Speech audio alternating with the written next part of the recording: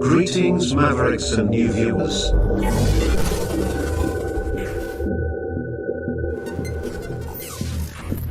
Tonight, direct and live from the Maverick News Network World Studios.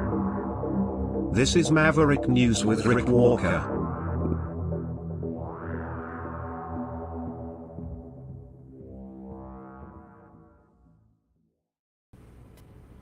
Welcome, everyone. I'm Rick Walker,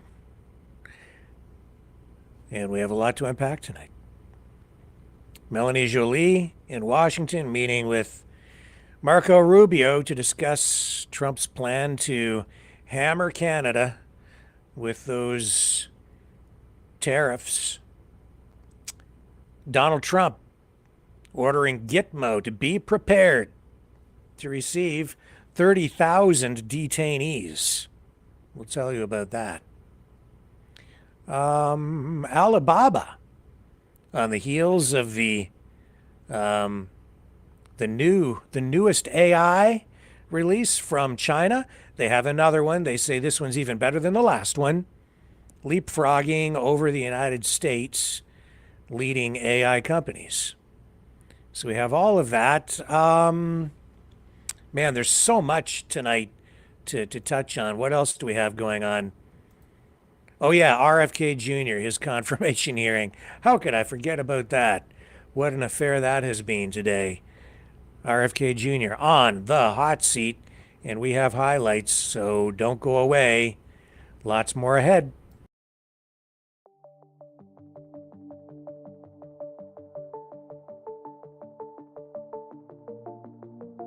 Greetings, brave Mavericks.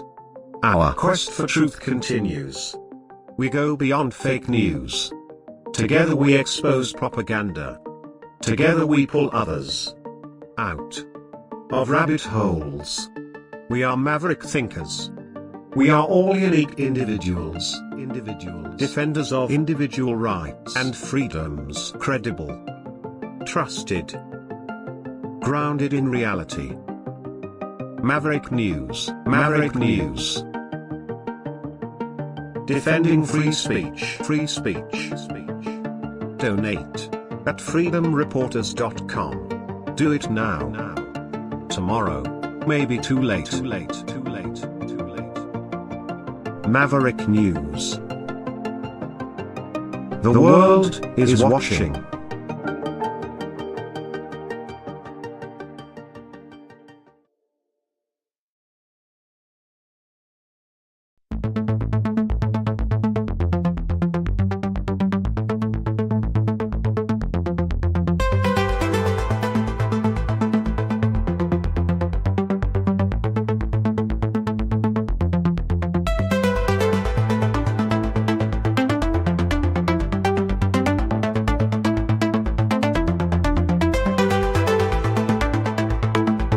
Maverick News. Expose lies and tell truth.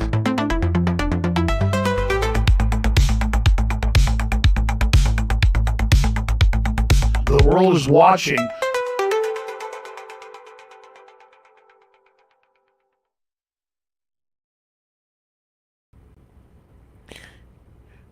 So Trump is moving full steam ahead with his program to deport illegal immigrants, as you've seen in recent days.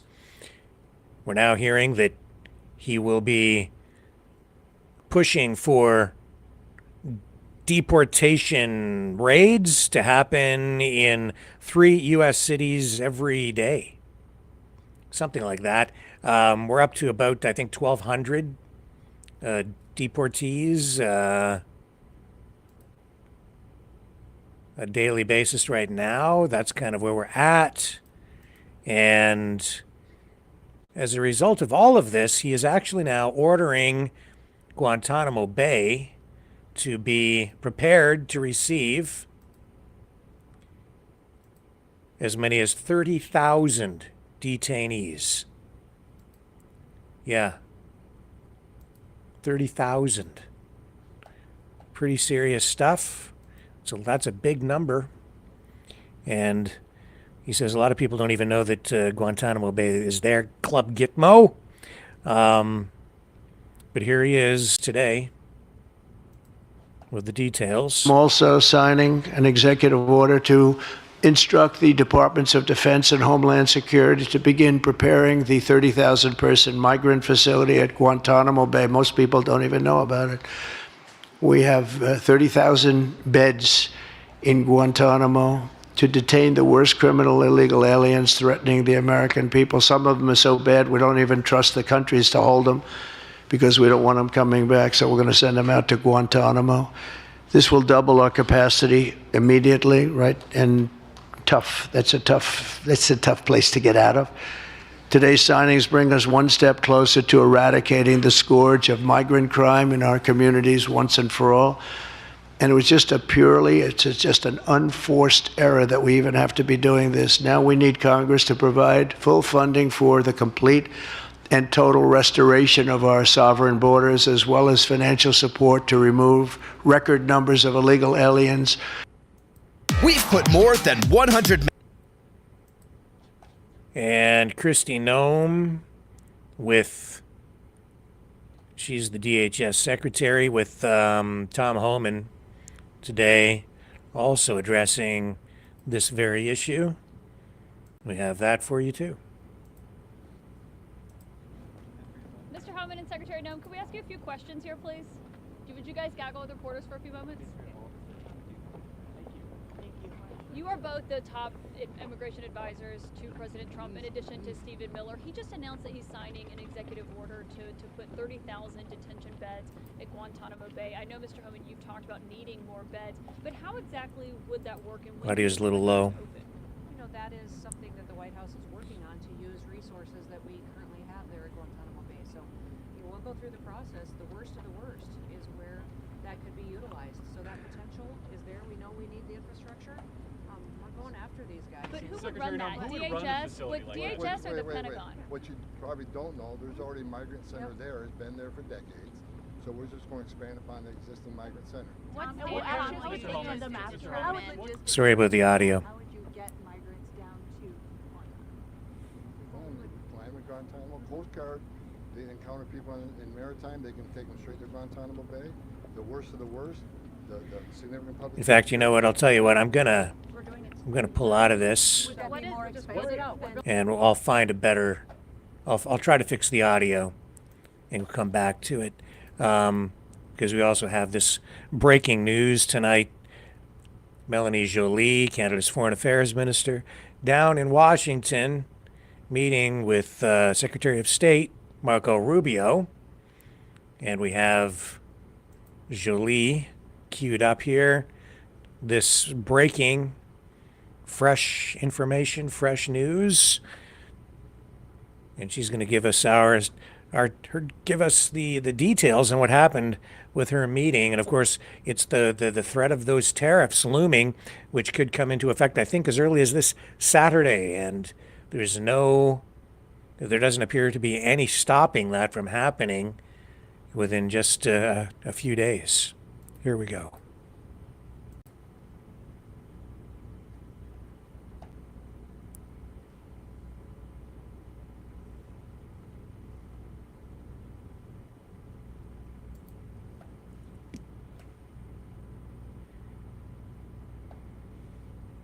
She's getting her audio hooked up there.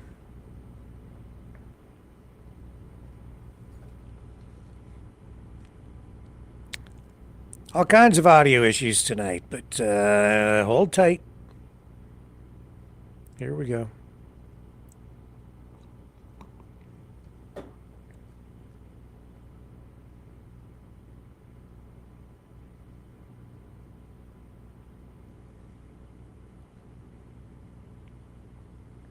No audio, no audio.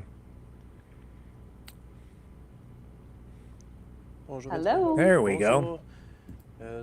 Donc, nous sommes prêts quand vous êtes prêts. Je suis prête. Recording in progress.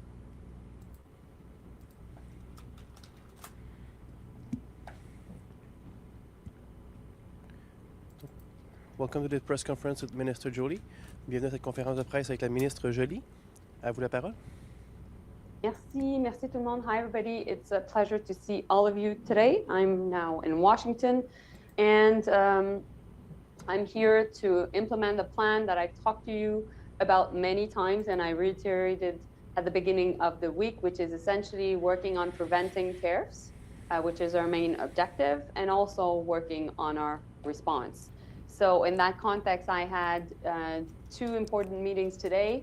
The first one being Kevin Cramer, who's a senator from North Dakota on the Republican side, and he's the co-chair of the Canada-US Economy and Security Caucus. So we had a good conversation with him, and also I had a very good meeting as well with Marco Rubio, the new Secretary of State. In both cases, we talked about first our border plan and what we're doing to implement it. And we also talked, of course, about our trade relationship and how imposing tariffs would actually hurt Canadians and Americans on both sides of the border. And I also made clear that should tariffs be imposed, we would retaliate, and everything was on the table. So along with these topics, I also talked with the Secretary of State, Rubio, about many different issues, including, of course, Ukraine, the Middle East, the Arctic, China and the Indo-Pacific, the Middle East, and also what's happening in Congo right now. So I will be able to answer any of your questions. Maintenant, laissez-moi juste présenter en français. Donc, je suis à Washington présentement. J'ai eu l'occasion. Okay, so tariffs topping the agenda for her, obviously. And we're going to come back here to English in just a moment. Here we go. As a reminder, one question, one follow-up. Une question de suivi.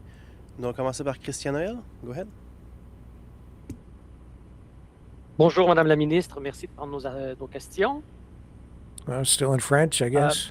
Pardon, bonjour, Christian. Ça me fait plaisir. Merci. Merci. Oui, c'est vous. Je pensais que c'est moi qui étais sur mute. Non, c'est moi. Hang on, here we go.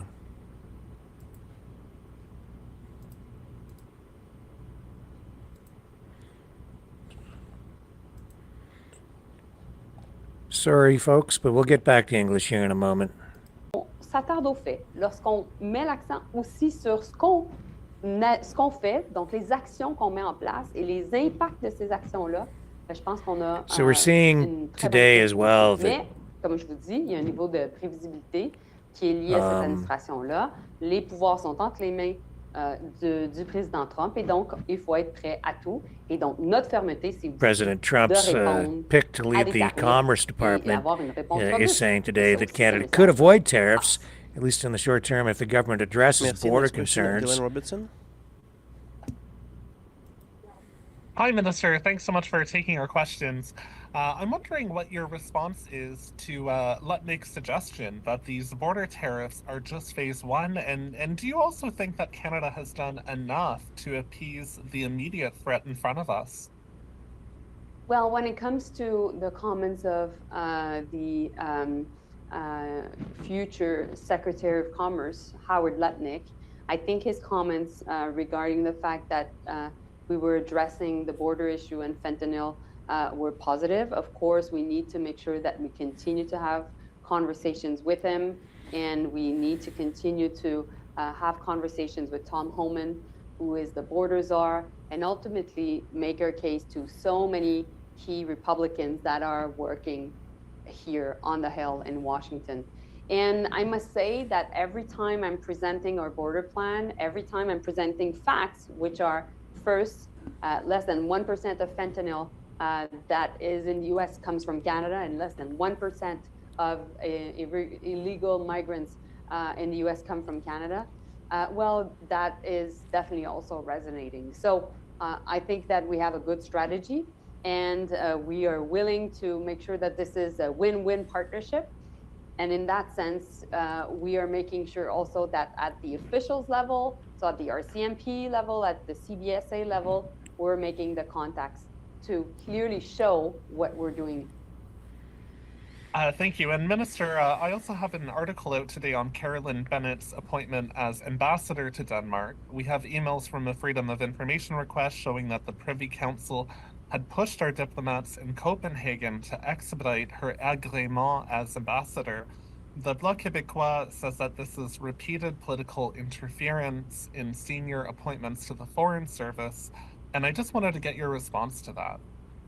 I'm not aware of that information. Actually, Dylan, this is the first time I heard about it was when I read your article this morning. But fundamentally, making sure that we follow up on agréments around the world is something that is very, very typical to what we do at Foreign Affairs, at Global Affairs Canada. And we receive a lot of requests coming in from different countries to speed up agréments for their own, also ambassadors to Canada. So this is, I must say, without having specific knowledge about the issue of Ambassador Bennett, something that is a part of our everyday job. Meanwhile, I think it's really important right now that we have a close relationship with Denmark and that we have somebody that is very knowledgeable and very professional. Because of course, as we know, our ambassador to Denmark is also in charge of dealing what is happening when it comes to Greenland, and definitely being Arctic states, Denmark and Canada, we've had numerous conversations over the past months. Denmark was closely involved in the crafting of our Arctic foreign policy. The foreign minister from Denmark was in Iqaluit for the first time ever in September. I met with him also many times to talk about Arctic security, and we want to do more together. Thank you. Next question, David Aiken. Good afternoon. Good evening, Minister. Thanks for taking our questions. David. I listened carefully to you on Monday, and it was my impression, correct me if I'm wrong, that you did seem hopeful that diplomacy could work in this case, and that's, of course, one of the reasons you're there. You've now had a meeting with Minister Rubio, or Secretary Rubio, and I wonder if you'd give us your sense again about whether it's a bit of a brighter day or a darker day so far as avoiding tariffs. So I'm an optimistic person, and I think that this was a very positive meeting, and this is a relationship we can really build on, David. And I think that Secretary Rubio is somebody that is extremely knowledgeable, very much respected in Washington by his former colleagues in the Senate, but also by the president himself. At the same time, I'm a very pragmatic person, and I don't expect my counterparts to know everything about our own reality. So my job is ultimately to make sure that they get the facts and that we are able to get time with them to plead our case. And as a former lawyer, my job is to make sure that I plead Canada's case. And so I think that the job that we're doing right now is extremely important. I think that the relationship between Canada and the US is extremely deep, and any form of trade tensions or trade war would have deep and lasting impacts. And so in that sense, I think that doing the job of helping my American colleagues to understand what would be at stake is something that is definitely resonating. Now, am I in the headspace of President Trump? No, of course not. And so in that sense, I'm just doing the job of making sure that people around him really are able to sign on our different arguments. And as a follow-up, you've kind of segued right into the headspace of President Trump. So today, as others referenced, nominee for Commerce Secretary Lutnick said it's fentanyl. You do something about fentanyl and the border, you'll avoid the tariffs. But yes, I know you're aware that we've heard President Trump say, Canada, we have a trade subsidy, we subsidize Canada. It's really about a trade deficit. And there's been any number of things that the president has cited as a reason for tariffs. So, and you're not the only one.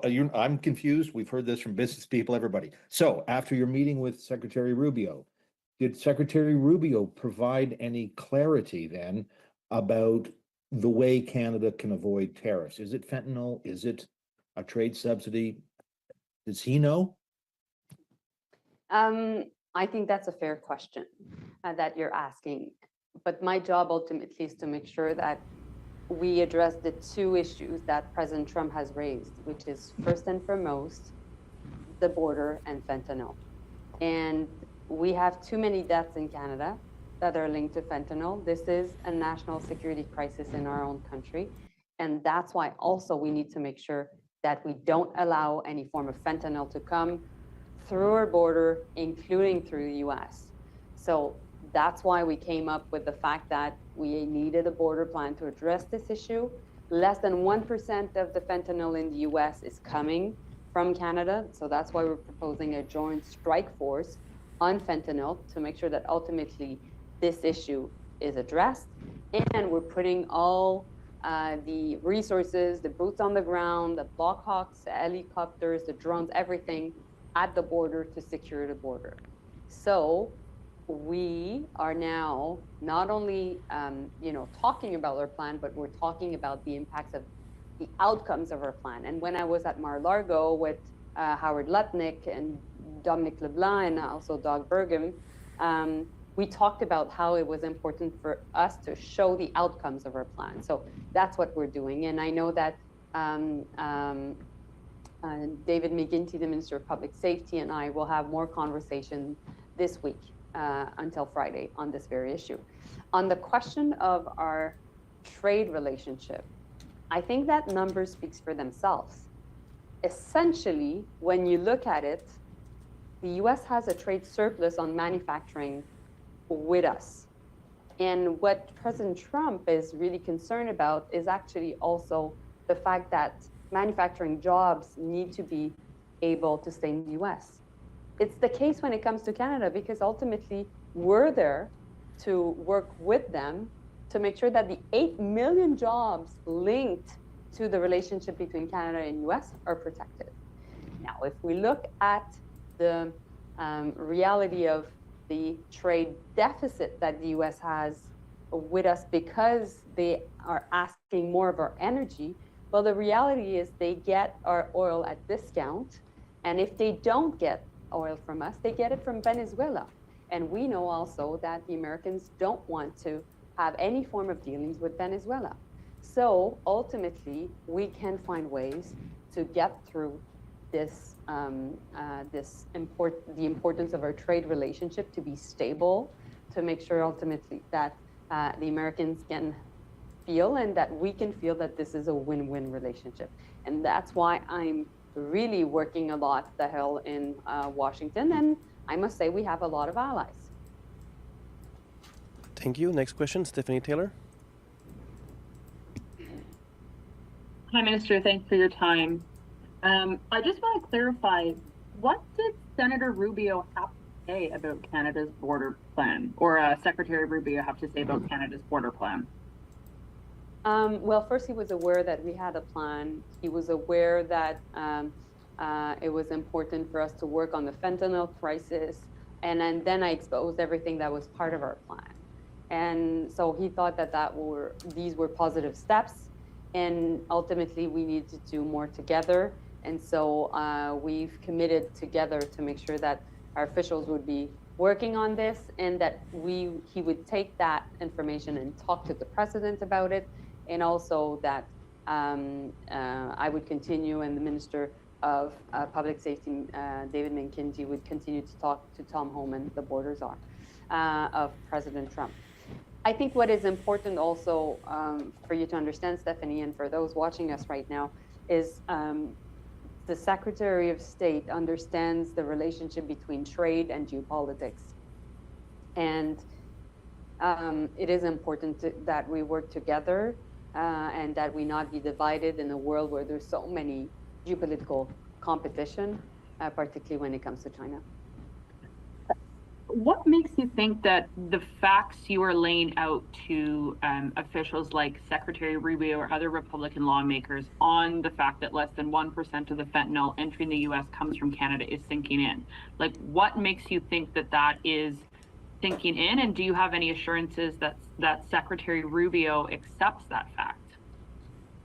Well, it is a fact. It is based also on the information that we share with the Americans at the border, and that our long-standing cooperation in terms of law enforcement brings to the table. So my point to Rubio was to make sure that we can continue to address this issue. It's not a one-time issue. We need to work on the fentanyl crisis in Canada, in the US through the border plan, but also, Stephanie, what was important is we need to address this with China because the precursors actually come from China. So that was also the part of linking it to what is happening in the world and not only linked to our bilateral relationship. Okay, that's enough. Canada on the edge, Canada in play. Not just talking about tariffs, but even possibly annexing the country. And I think it's something that we should be taking seriously. Because Trump says he's serious, has a heart attack. Back to Kristi Noem and Tom Homan now. We have a better clip here for you with better audio. Here we go. Questions here, please. Would you guys gaggle with reporters for a few moments? Thank you. You are both the top immigration advisors to President Trump, in addition to Stephen Miller. He just announced that he's signing an executive order to put 30,000 detention beds at Guantanamo Bay. I know, Mr. Homan, you've talked about needing more beds, but how exactly would that work, and when do you expect it to open? That is something that the White House is working on, to use resources that we currently have there at Guantanamo Bay. So we'll go through the process. The worst of the worst is where that could be utilized. So that potential is there. We know we need the infrastructure. We're going after these guys. But who would run that? DHS? DHS or the Pentagon? What you probably don't know, there's already a migrant center there. It's been there for decades. So we're just going to expand upon the existing migrant center. How would logistics work for that? How would you get migrants down to Guantanamo? We plan with Guantanamo postcard. They encounter people in the worst of the worst is where that could be utilized. So that potential is there. We know we need the infrastructure. We're going after these guys. But who would run that? DHS? DHS or the Pentagon? What you probably don't know, there's already a migrant center there. It's been there for decades. So we're just going to expand upon the existing migrant center. How would logistics work for that? How would you get migrants down to Guantanamo? We plan with Guantanamo postcard. They encounter people in maritime, they can take them straight to Guantanamo Bay. The worst of the worst, the significant public safety threats, we can fly them, we fly. We're doing it. We're already doing it. Would that be more expensive? We're building it out and using more resources. What is the worst of the worst? Secretary Noem, what kind of civilian oversight would there be? Civilian oversight? Yeah. The current civilian oversight that we have in our federal government today. We had an election in November that clearly said the American people don't want these criminals and dangerous individuals on our streets anymore. We're taking care of it at the direction of President Trump. What's your message for Polish Americans who voted for President Trump and may have neighbors or family members who are undocumented, who are illegally here? Listen, the law applies to everybody. It applies to American citizens. It applies to people who come into this country illegally. You will be held accountable for breaking our laws. Will you focus on people? Are you worried about foreign relations at all? ICE has the highest detention standards in the industry. You can't find another state, federal, local, or city that has higher detention standards than ICE. So every facility, including Gitmo, will have the highest. So ICE would be running it. That's actually really helpful. So ICE would be running and would be staffing that. Run out of top of Miami. You said that was already currently running. You all are spending your time today covering Laken Riley and her family and this bill and the tools that it's going to give to make sure that families don't have to go through that again. Well, on his pledge, we're covering that. One question that we'd like to ask is if you have a sense of how much money it will cost, how much money will be invested in this facility. The bill or the facility? In the facility at Guantanamo Bay that the president announced. With reconciliation and appropriators in the House. Are you finishing the TPS program? Is the TPS? What are the future of the TPS program for Ukrainians? Are you going to continue? Thank you. What will happen to the Venezuelans whose TPS is finalized? And any actions will be taken on those who are detained at Guantanamo Bay, Mr. Coleman?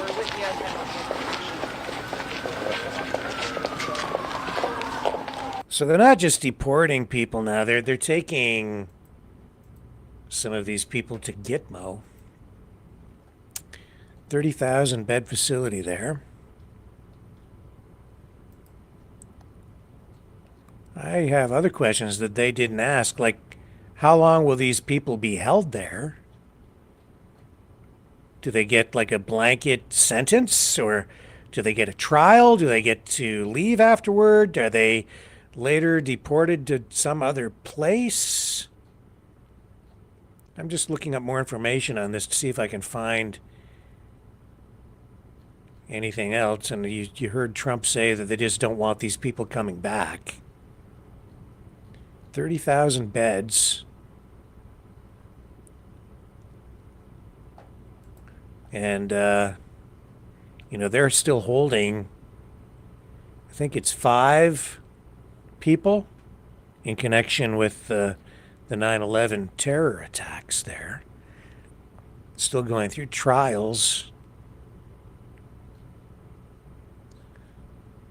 So there's an official down in Guantanamo, says the Guantanamo mission will be a DHS mission. It's unclear whether the military will be involved. It says the Pentagon has no orders or guidance from the White House beyond this memo that has come down from the White House. And officials say some of them were surprised by Trump's announcement, and they do not know how many beds for migrants are at Guantanamo. We're working 30,000. And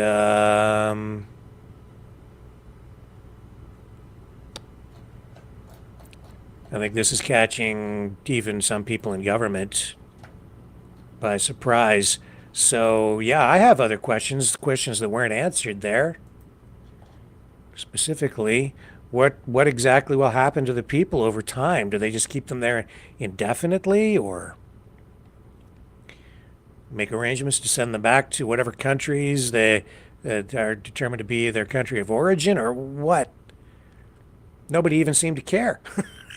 It's like, oh, you're going to put them all in there and what, life sentence? It just, it's happening so quickly. I guess maybe people are not even really fully clued in to what's going on with that. Back in Canada, Kanakistan, in Ontario, snap election called this week by Ontario Premier Doug Ford. That's because of the tariffs. He says that any government that Ontario has, the province of Ontario, will need a mandate in order to deal with the tariff issue, a clear mandate from the people. So he's going to the polls. Of course, a different approach being taken by Justin Trudeau and the Liberals, where he's prorogued Parliament and has announced his intent to resign. And that's taking some time as they go through a leadership contest, and then ultimately maybe we get into an election fairly soon afterward. We'll see what happens. But we do have Doug Ford today in Ontario saying that his government is prepared to spend tens of billions of dollars to make sure that the Ontario economy, that certain people affected most by whatever tariffs might be coming as early as next week, whereas even this weekend, are not don't suffer too much under all of this as the province adjusts and the country adjusts to this new trade normal. Here's Doug Ford today. Border, is this more or less a referendum on who's the strongest leader to be able to deal with tariffs, Trump, whoever, whatever's coming at you from the U.S.? It's twofold here. Is leadership, and leadership. And who do you trust to take care of the people of Ontario and the businesses and the workers when times get tough? And they're going to get tough. Do you trust the other parties that all they believe is tax and spend? Or do you believe in the PC party that's going to support you. We're going to put tens of billions of dollars into the economy, just like we did during the pandemic. There's experience on one side with the PC party and zero experience with the other three parties. I'll tell you who I'm betting on. I'm betting on the PC party. I'm betting on myself. Tell you who I'm betting on? Me. Vote for me.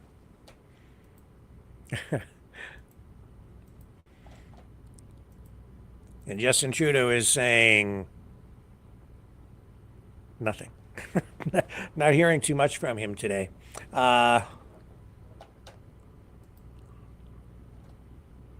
Bank of Canada today cutting the key interest rate to 3%. This as, of course, we're dealing with this threat of tariffs. And the 25 basis point cut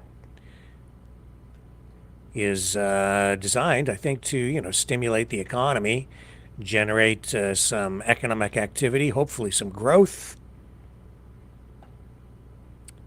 That coming from the Bank of Canada Governor Tim Macklem. And we still have concerns out there about things like inflation, but we have seen inflation come down, especially over the last year. What else? What other data do I have here in front of me?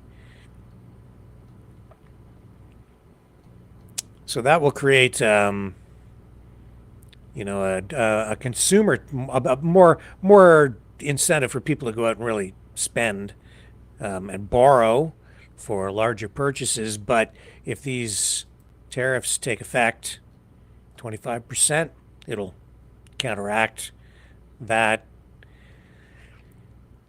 So yeah, we're seeing governments here saying that they're ready to spend money at pandemic levels in order to prop up the economy if Trump proceeds with these actions against Canada. Unprecedented actions, actually. So, yeah. The economy on the line. And here's Jagmeet Singh, leader of the NDP in Canada, saying that they will, he says he will actually proceed to bring down the government at the earliest opportunity. In this interview on CTV, he seemed to indicate the other day that he wouldn't do that, but now we're hearing in this interview that he will proceed. Now, if you don't understand, because maybe you're watching from the U.S., the NDP, which is one of the smaller parties, they have they've had an agreement which has since been rescinded.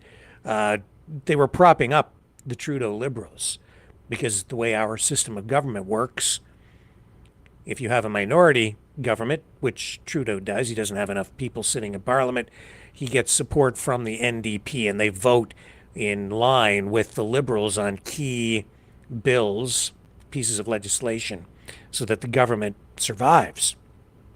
And the NDP has actually supported the Trudeau government on several non-confidence votes or confidence votes, preserving the government, allowing the Trudeau Liberals to survive all this time.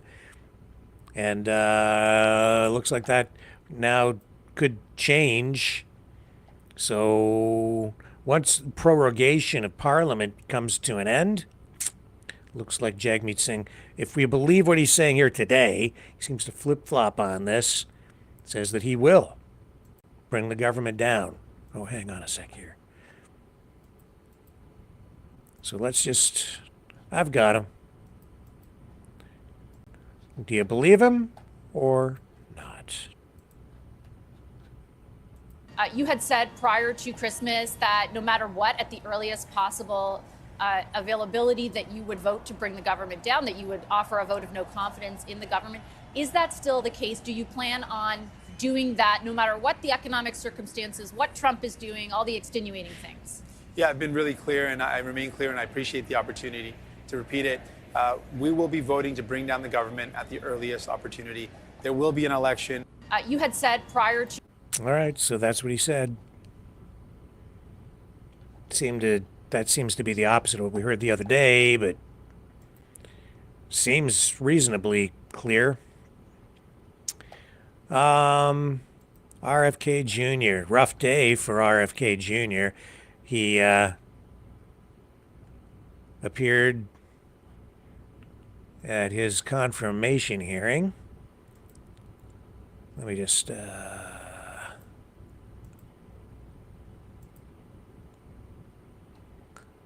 I need just a moment here.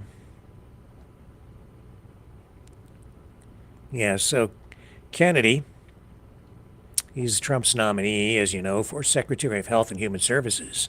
He faced a contentious confirmation hearing today before the Senate Finance Committee, and the hearing was marked by intense questioning, particularly on Kennedy's well-known skepticism toward vaccines. Senators from both sides of the aisle grilled him over past statements where he suggested that vaccines are not safe or effective.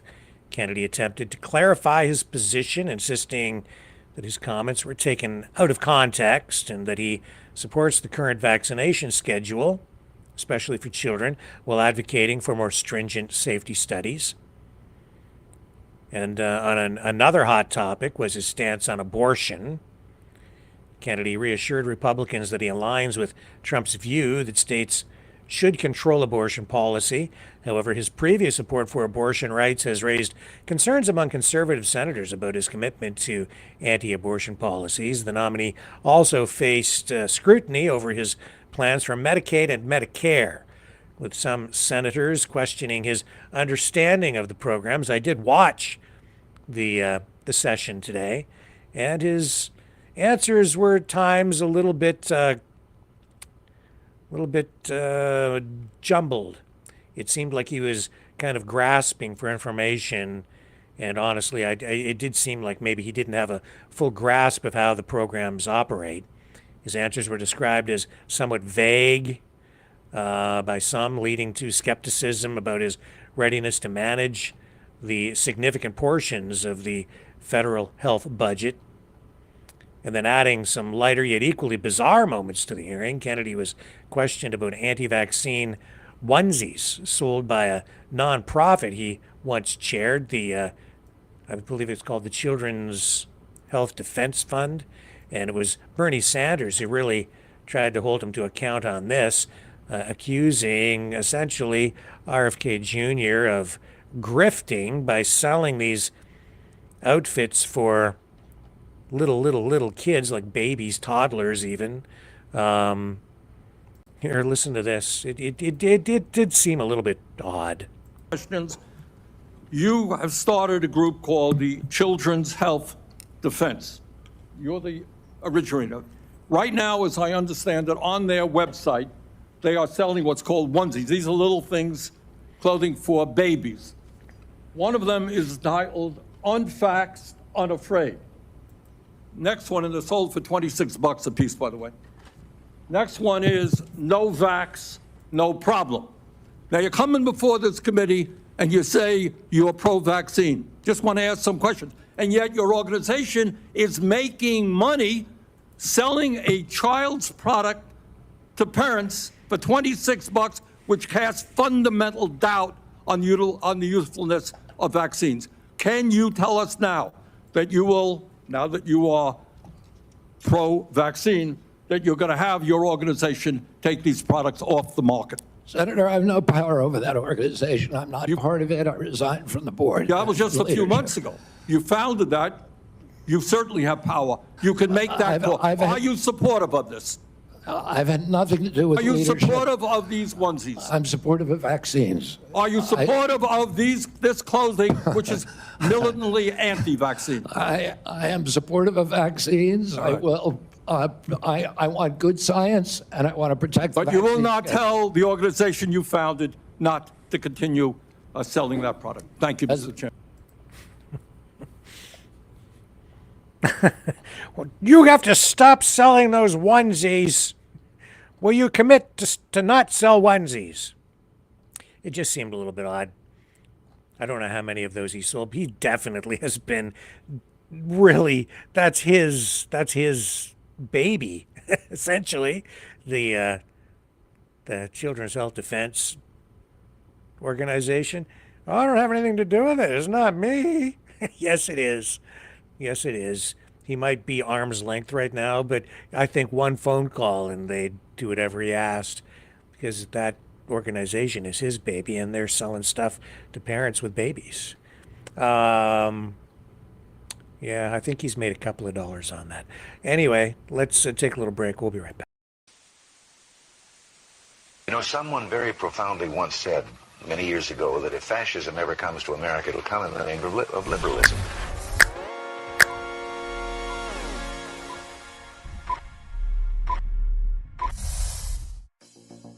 Well, I think it's time we ask ourselves if we still know the freedoms that were intended for us by the Founding Fathers.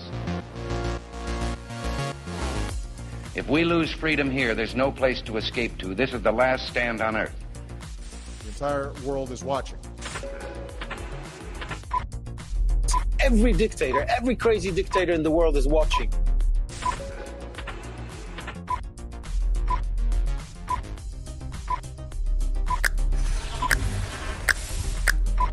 The world is watching. On TV, the entire world is watching. On social media. But the entire world is watching, and yes, they are seeing what we have apparently bravely been willing to say that others are thinking. Stand for freedom. Literally stand for freedom. Let's get this done. The entire world is watching. We're at war with the most dangerous enemy that has ever faced mankind in his long climb from the swamp to the stars. Maverick News. Maverick News. Maverick News. Let me have more control of my own destiny. The world is watching.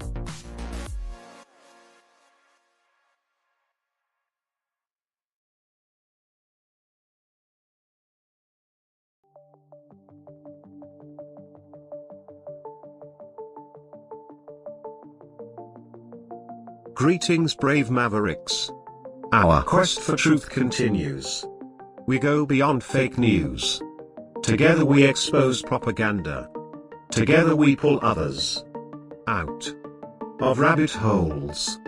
We are maverick thinkers. We are all unique individuals. Defenders of individual rights and freedoms. Credible. Trusted. Grounded in reality. Maverick News. Maverick News. Defending free speech. Free speech.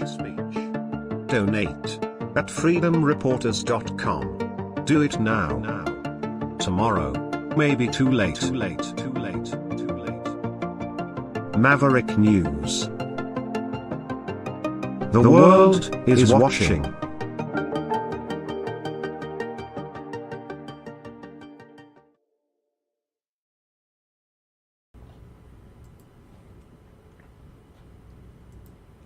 Okay, just a couple more clips of RFK from his confirmation hearing today.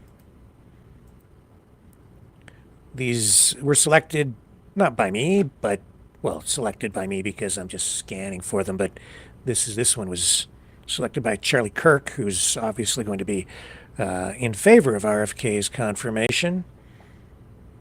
And you can see just by the tone of each, the focus of each clip, whether the person is pro or anti RFK Jr. The whole problems in this country that we must face honestly. And the first thing I've done every morning for the past 20 years is to get on my knees and pray to God that he would put me in a position to end the chronic disease epidemic and to help America's children. That's why I'm so grateful to President Trump for the opportunity to sit before you today and seek your support and partnership in this endeavor. The whole problems in this country that we must face honestly. And the first thing I've done every morning for the past 20 years. Okay, so that was that. And yeah, again, depending on the media outlet that you go to,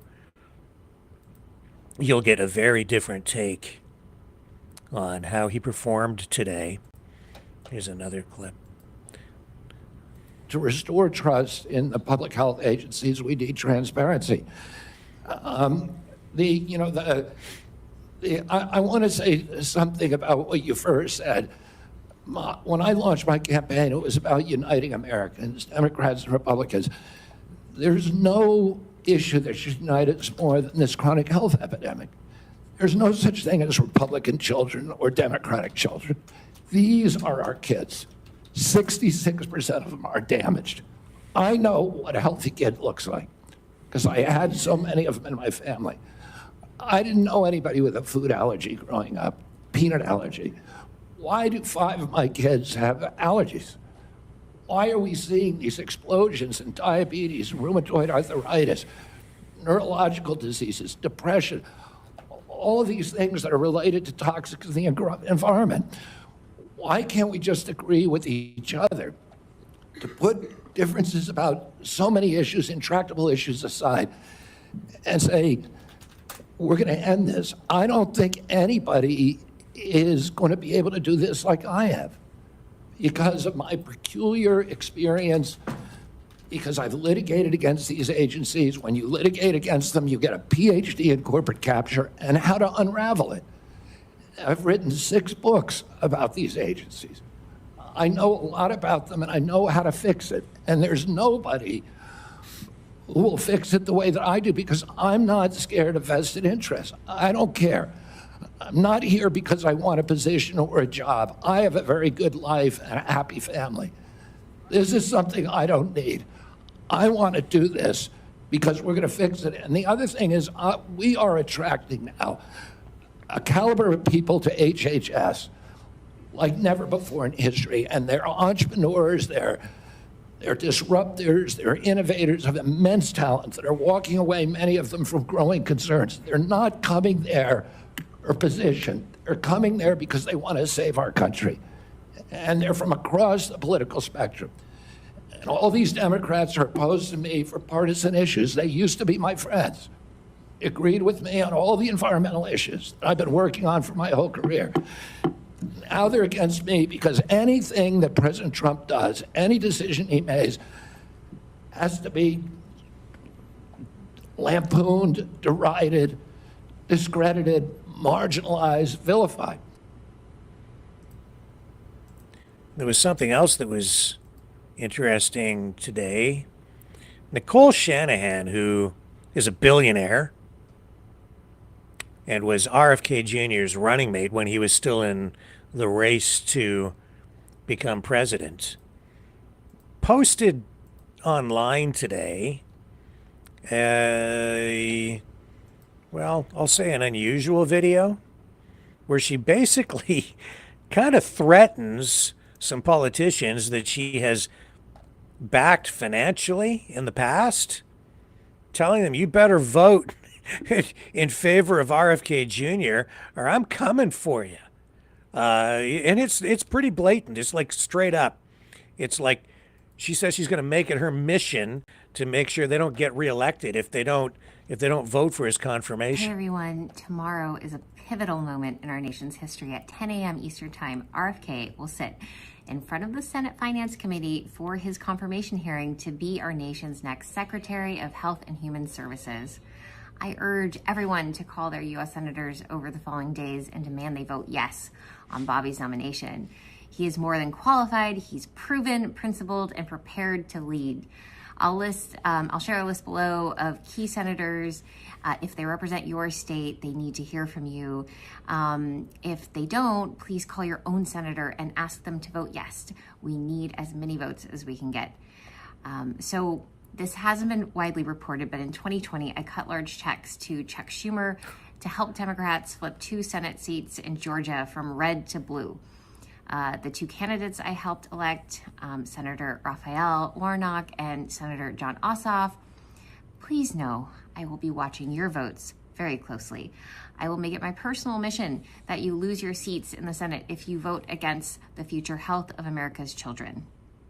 And more than that, I also want to say to Senators Mitch McConnell, Lindsey Graham, Lisa Murkowski, Susan Collins, Bill Cassidy, Tom Tillis, James Lankford, Cory Booker, John Fetterman, Bernie Sanders, and Catherine Cortez Masto, This is a bipartisan message, and it comes directly from me.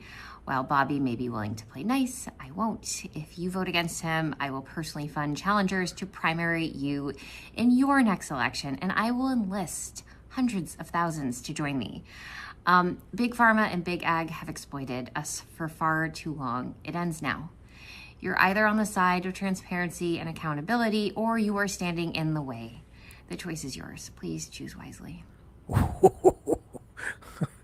Billionaire threatening, vote the way I want, or I'm coming for you with my pocketbook and my big bucks.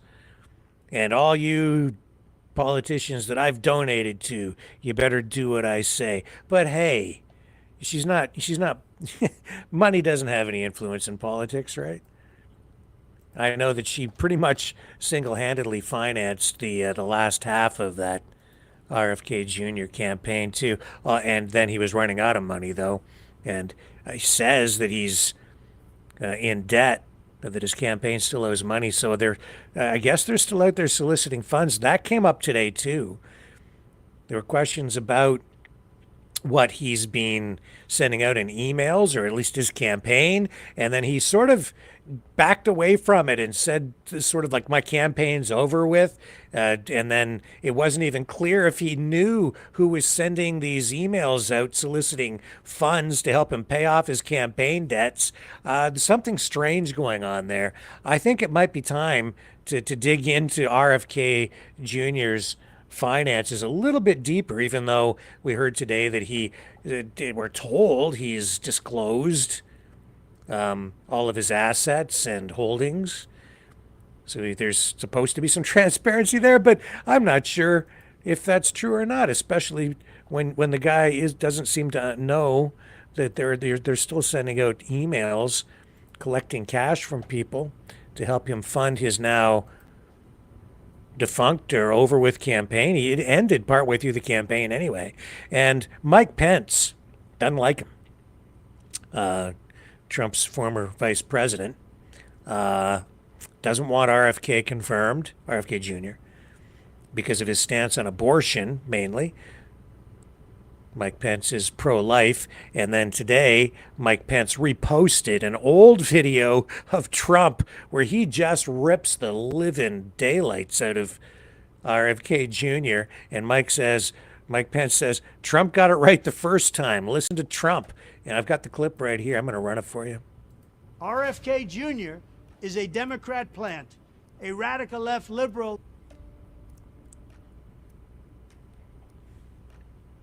A lot of people think that Jr. is a conservative. He's not. He's more liberal than anybody running on the Democrat side. Jr. is totally anti-gun, an extreme environmentalist who makes the Green New scammers look very conservative by comparison. And he's anti-military and he's anti-vet.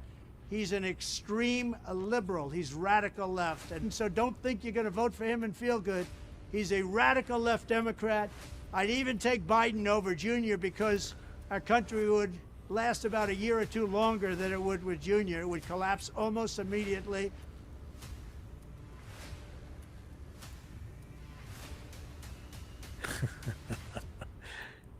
And yeah, man, I remember the hit pieces that the Trump campaign was creating, the videos highlighting his drug addictions from the past and all the weird stuff from his past, and just really going to town on him. And now he's on the inside. I'll be right back.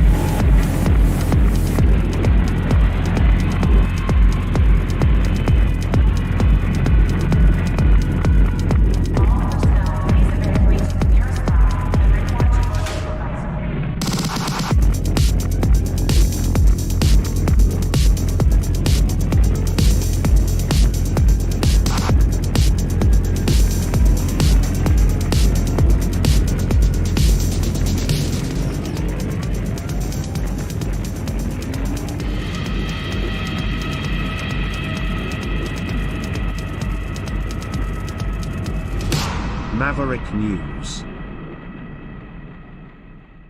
The world is watching. Okay. Politics is funny that way. Mixed for, what do they say? Strange bedfellows. Yeah, it's true. One day you have a political enemy. The next day they're your best bud. Sometimes even your running mate. Yeah. Back in Kazakhstan, Premier Danielle Smith of Alberta addressing these tariffs again. Let's go out there. She's, we have her talking to reporters. One more time. Here we go. Let's go to Danielle As time has Smith. gone on and the decades have gone through, and I see what has transpired in other jurisdictions that took the Heritage Fund idea and used it in their own countries, that we have made some changes, and I think we're going to talk a little bit about some of those changes and how that we expect that to meet our objectives. So with that, Here we go with it the is my Premier of pleasure, Alberta, honor oil-rich to Alberta, introduce oil. Premier Danielle Smith, The focus Premier of Alberta. again. Thank you. Fourth largest oil producer Well, thanks, in the Miles. world. Thanks for sharing that little bit of history with us in this incredibly beautiful historic home, Lougheed House, where we're making I think a really important announcement today for the future of Alberta. But before I make today's announcement, I just want to update the public on some recent conversations I've had with Prime Minister Justin Trudeau, my colleagues on the Council of the Federation, Minister Dominic LeBlanc, and Minister Jonathan Wilkinson. On November 25th, President Trump publicly warned that he would impose tariffs on Canada unless we take action on critical border issues such as cracking down on fentanyl, other illegal drugs, and illegal immigration.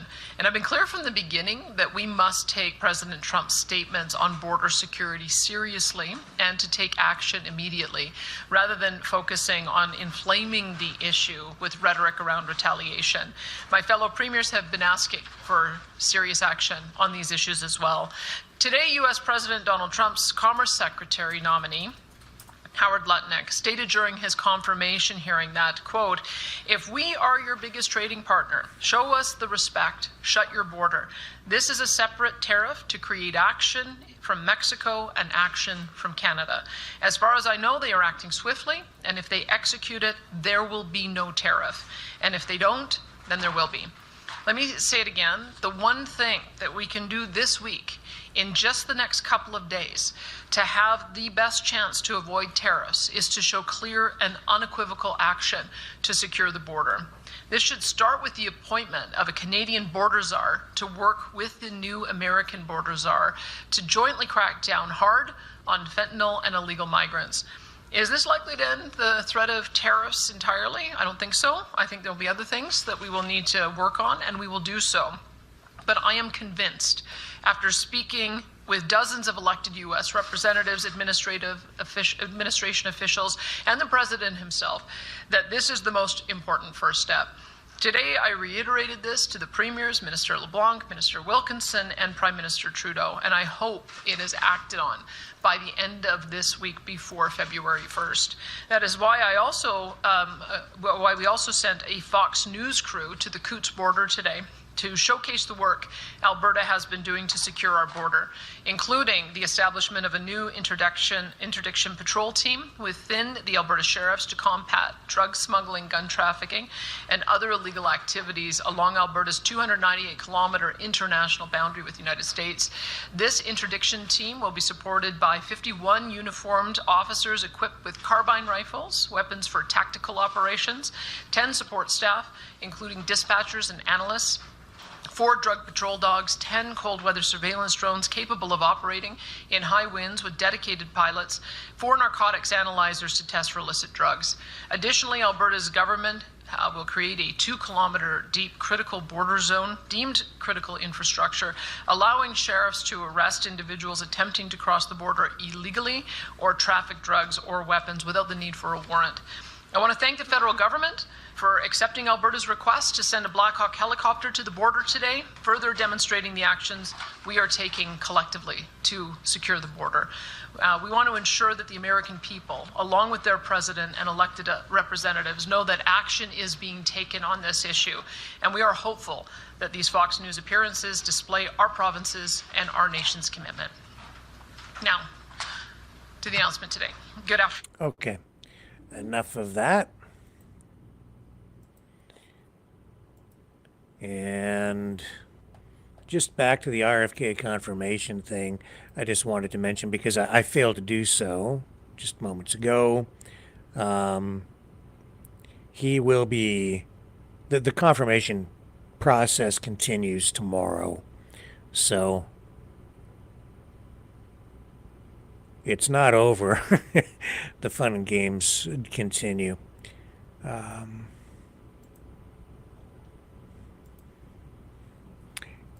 Over in Ukraine, Russia, just briefly, Ukraine has been striking inside Russia, and I think these are the deepest real drone attacks that we've seen so far. They've reached as far as 1,000 miles, I believe, inside Russia, and they're going after energy infrastructure, oil depots, natural gas, and they're doing some pretty serious damage.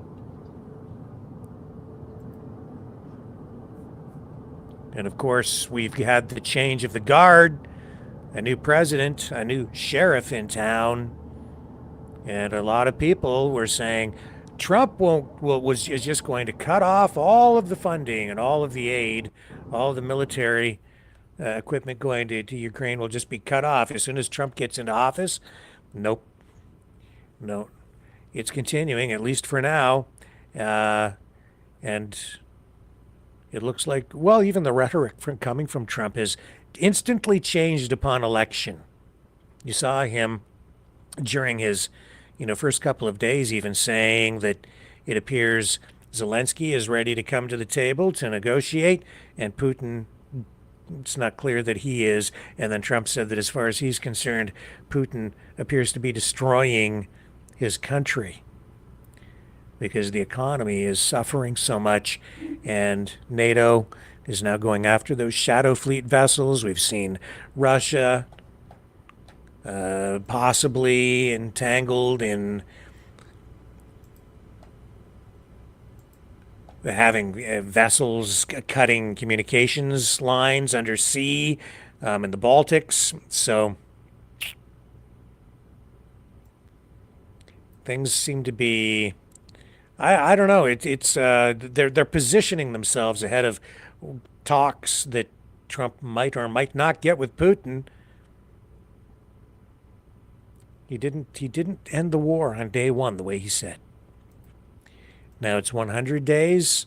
I'm not even sure if that's realistic. Time will tell, I guess. Back to the deportee issue. Yeah,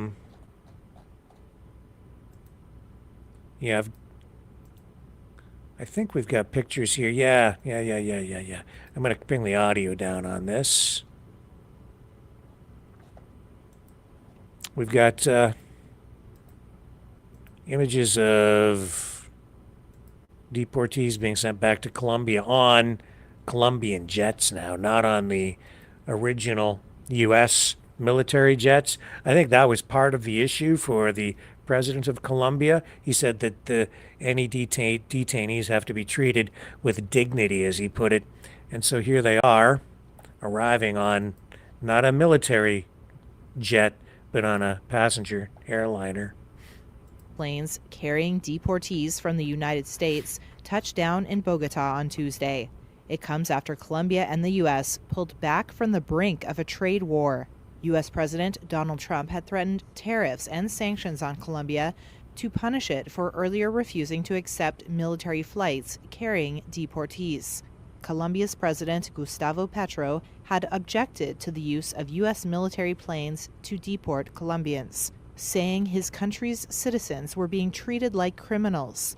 Trump responded with a pledge to impose a 25% tariff, then a 50% tariff on all Colombian goods, as well as sanctions and visa restrictions on Colombian officials and citizens alike. Petro threatened his own tariffs. But late on Sunday, the White House said Colombia had agreed to accept the migrants after all to avoid the threatened penalties. According to the Colombian Foreign Ministry, a plane from California brought home 110 people. Another from Texas brought home 91. Trump officials cheered the deal as a victory and said Trump used Colombia as an example of U.S. power, while Colombian officials have said the agreement is a win for both sides. It all depends on how you spin the story.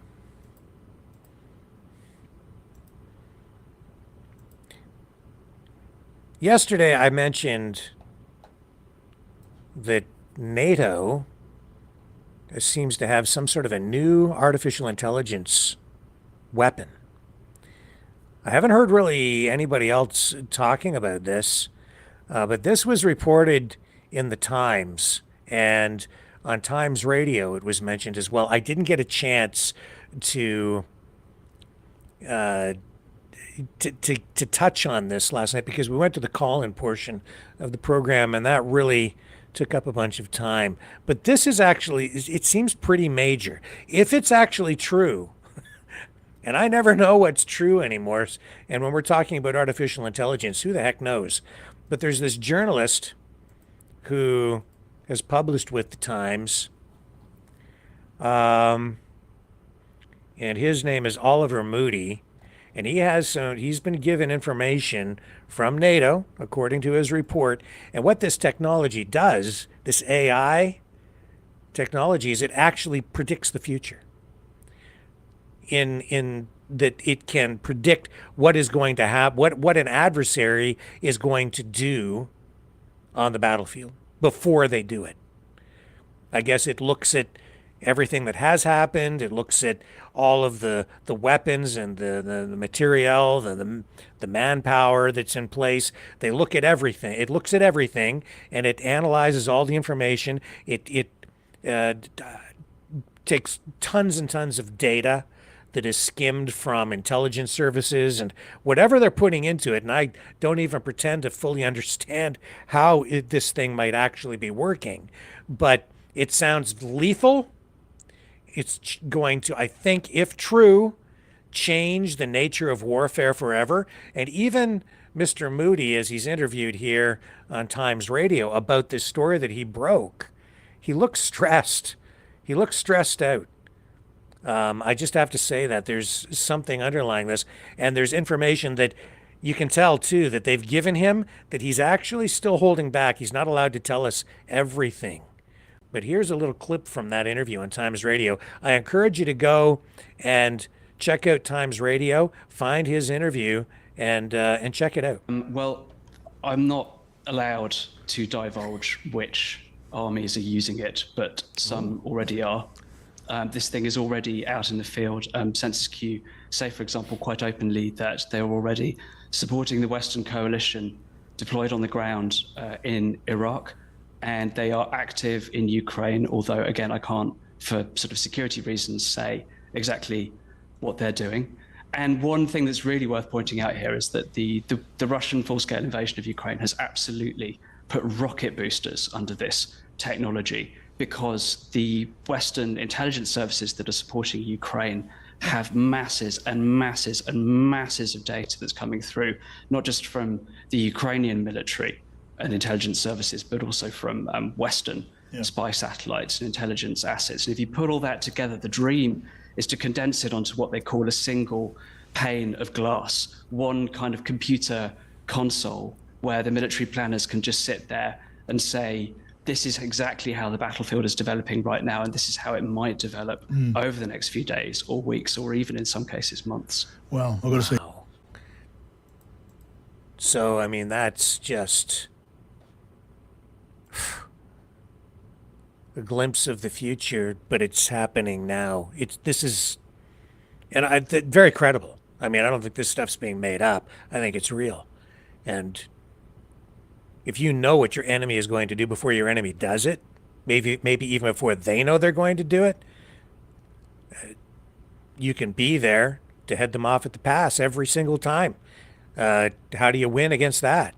You know exactly what they're going to do, what equipment they are likely to bring, and you can be there to counteract that because you'll know exactly where to be, where to be, and when you need to be there, and with what you need, and you'll know what you need to take to just devastate the enemy. Truly scaring the crap out of me, all this AI stuff. And then we saw this week too, we saw DeepSeek, this Chinese AI company, emerge from almost out of nowhere, taking the digital world and the real world by surprise. And tonight we're seeing that DeepSeek is watching us. They're looking at everything you type, or so we're being told, being characterized as a national security threat to the United States at this point. It says here in this report, China's DeepSeek, the free artificial intelligence chatbot, and that's the big thing about this, is it was developed at a for a fraction of the price of other AI systems, like the ones developed by OpenAI in the US, for instance, for a fraction of the price, and they're giving it away for free. It's all open source, completely open source. And that's why NVIDIA stocks tanked like 600 billion 2 days ago. Yesterday, the price bounced back a little bit to about 8%. I'm not sure where they're at today, but it's a bunch of these tech companies. Their valuations just got pummeled. I think that's a record loss in one day. That's over $500 billion. And now we're seeing that China's DeepSeek undercutting American counterparts, it says here, and that has prompted worries about whether it's safe to use. And so cybersecurity researchers say the app does not immediately appear to be uniquely dangerous. It still carries substantial privacy risks, both as an app that follows China's laws and as an artificial intelligence product that may collect and rearrange everything people tell it. All large language models, or LLMs, the type of AI-driven advanced chatbot made famous by OpenAI's ChatGPT, are built by first amassing massive amounts of data and work in part by collecting what people type into them. DeepSeek, though more efficient than ChatGPT, is no different. And it says here, of course, and we know this, that under Chinese law, all companies must cooperate with and assist with Chinese intelligence efforts, potentially exposing data held by Chinese companies to Chinese government surveillance. And that system differs from the U.S., where in most cases American agencies usually need a court order or warrant to access information held by American tech companies. So that took everyone by surprise. But then there's this new development. Today, Alibaba, big company, right? They come along. This is like 2 days later, and they've launched now another AI version that is supposed to be even better than DeepSeek. Here, I'll show you this.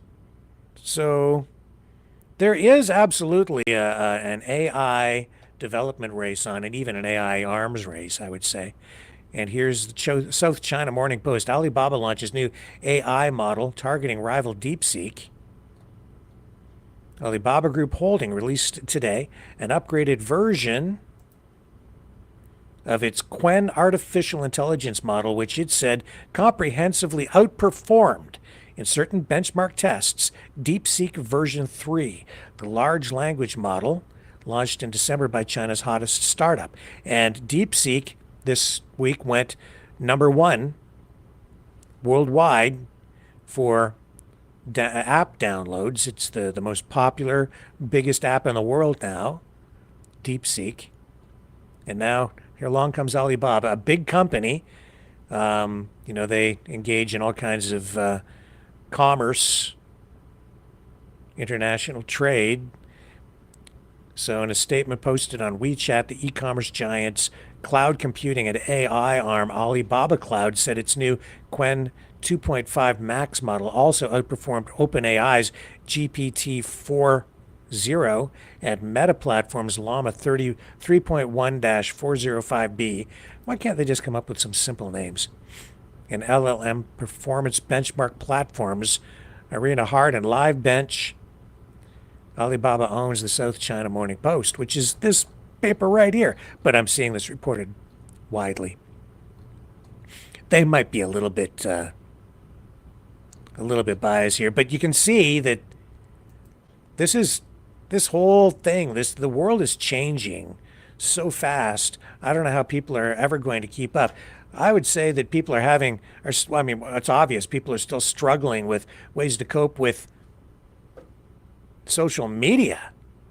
Now you have artificial intelligence growing and devolving at this exponential rate. People are not prepared for what is happening, not what's coming, but what is like literally happening.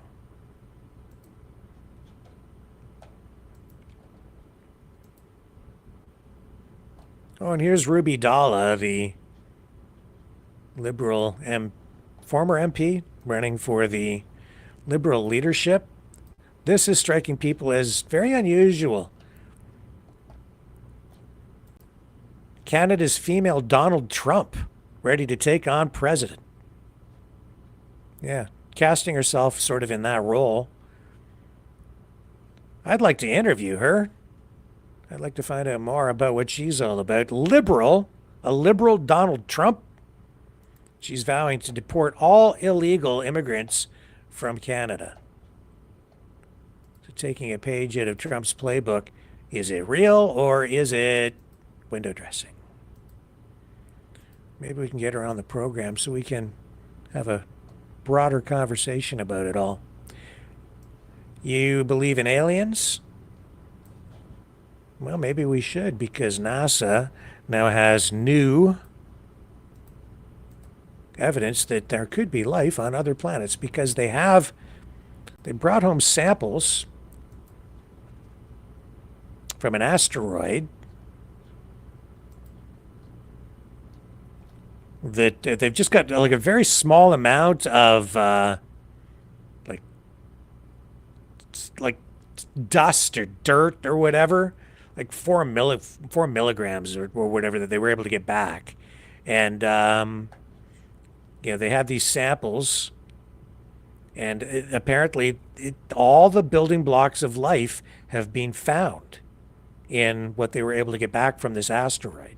122 grams or 4 ounces of dust and pebbles from the near-Earth asteroid Bennu, B-E-N-N-U, delivering the sample canister to the Utah desert in 2023 before taking off again after another space rock. It remains the biggest cosmic haul from beyond the moon. And what they found in there is they found sodium-rich minerals that confirm the presence of amino acids and nitrogen in the form of ammonia and even parts of the genetic code.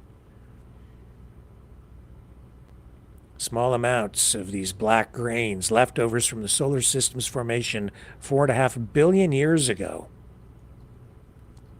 So it's telling them that for $1 billion, it cost, I guess, for this mission.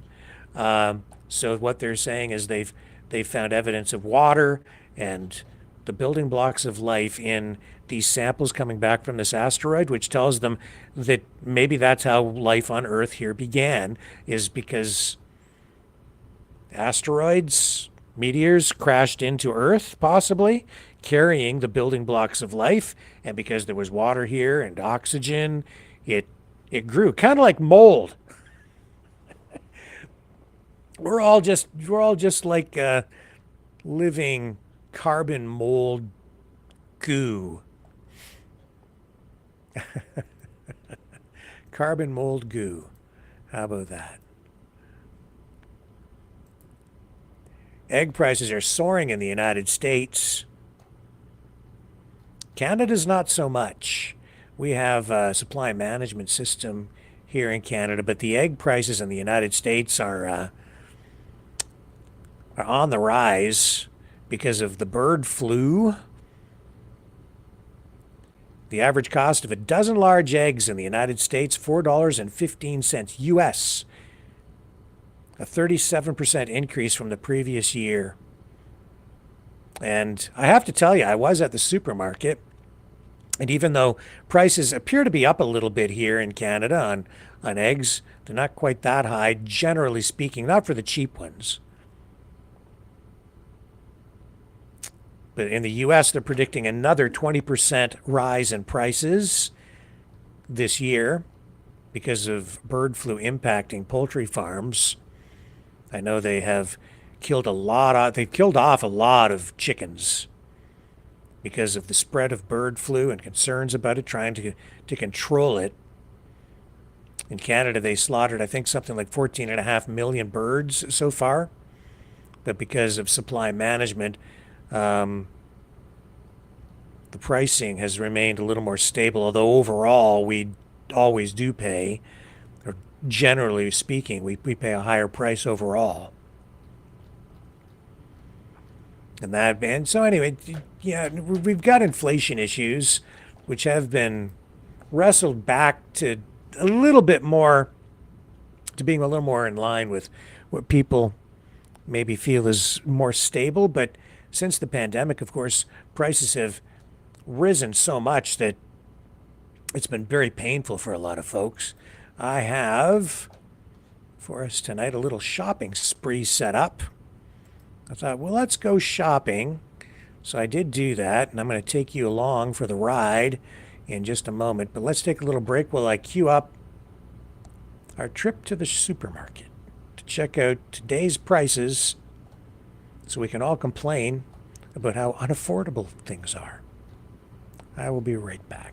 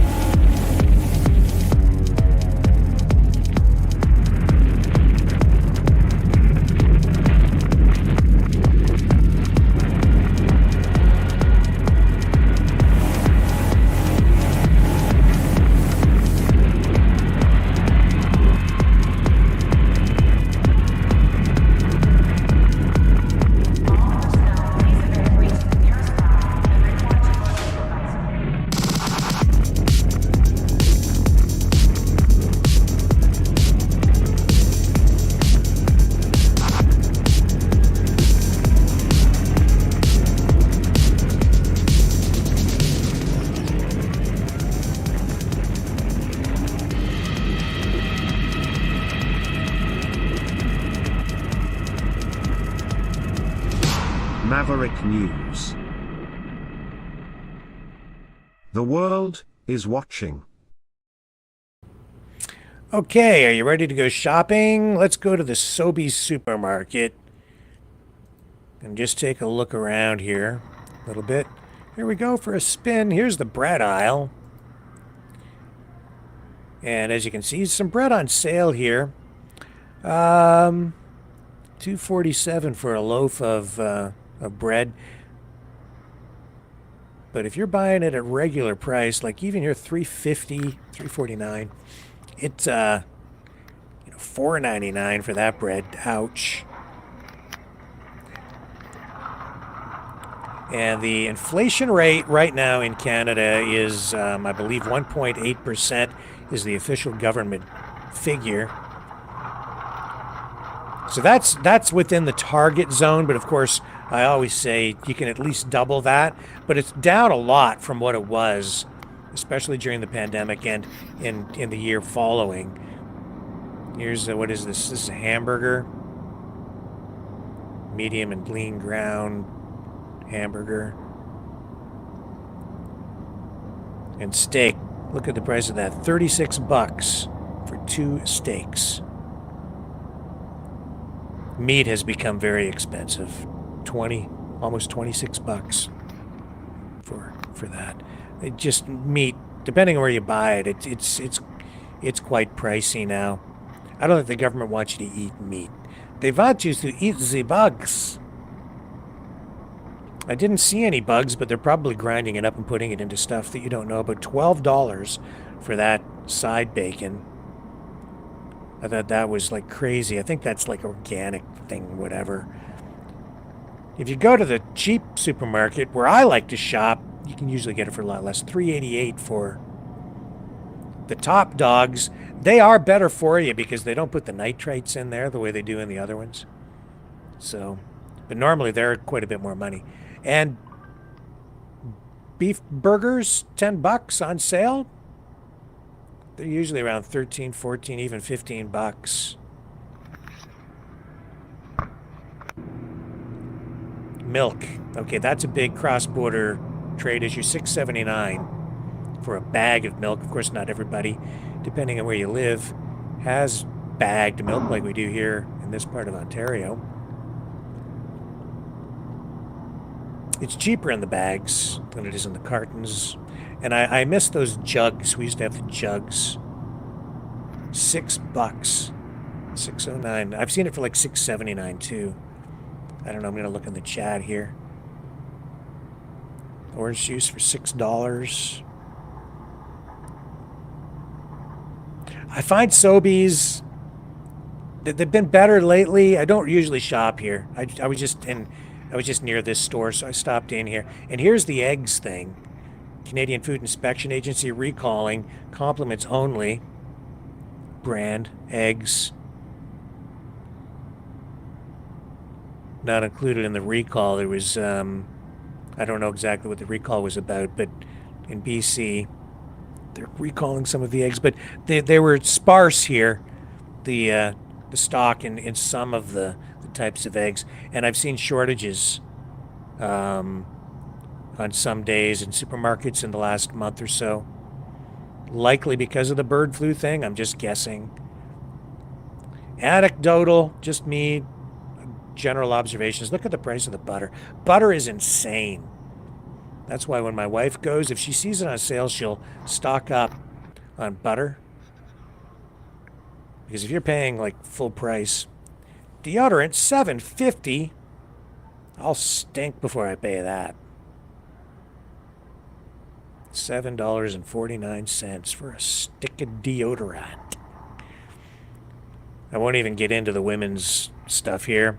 But if you are a parent with a baby or a toddler and you need diapers and stuff, look out. Prices are... I'm so glad I don't have to do that thing with babies. It was $6.50 for a bottle of shampoo. $6.50. And here we are with the diapers for any of you out there with kids. I feel so sorry for you. $28.99 on sale. They seem to have all of them on sale here, special offer, but they're usually a lot more money than that. It's expensive to have baby humans. Maybe people could, make use of those condoms that were being sent. Where was it being sent? Into Gaza, right? Trump stopped it. How many millions were they spending on that? Now over here, back into the heart attack aisle where you're eating. And this is, this is me with sideways camera work. $8.49 for instant coffee. I'm not sure why it turned sideways on us, but it did. I didn't realize this section of the video. I just threw it in, rendered it, and queued it up. I didn't know that this section had done this. That seems expensive for instant coffee, too. Usually you can get it on sale for about half that, but it shows you how much prices have come up. Like, if you went back 4 or 5 years ago, especially before the pandemic, much less money for everything. Oh, and here's the ingredients in breakfast cereal. RFK Jr. focused on that stuff. He says Canadian cereal is supposed to be way, way healthier for you. That was not in focus. It didn't do the macro focus for me. I don't know if it's really healthier or not. But cereal is out of control, man, the pricing. It drives me crazy when I'm in there. Like, it's a box of freaking wheat. They have huge fields full of it. $9 for a box of cinnamon Cheerios. Don't go to the deli. This is the rich man's aisle. If you want convenience, you'll pay for it. I have to say, I was enticed. Made me hungry. Stuff looked pretty good, but then I look at the price tag and I instantly lose my appetite. $12.99 for one of their prepared pizzas. But I suppose that's in line. If you eat, we had pizza here over New Year's. I haven't ordered a pizza in, oh man, I don't know how long.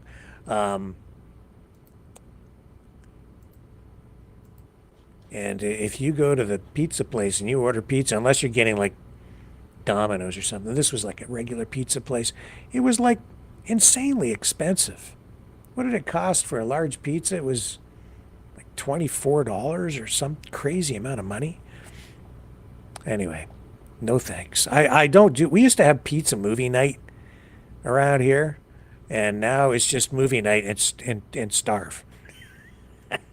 Because, no, I can't pay that price. It's just too much for me, man.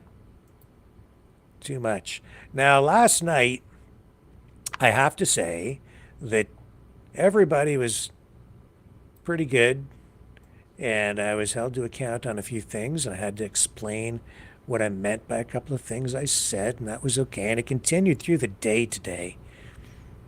And more than one person calling me and saying, you know, all that talk about the water and Donald Trump and the spigot thing.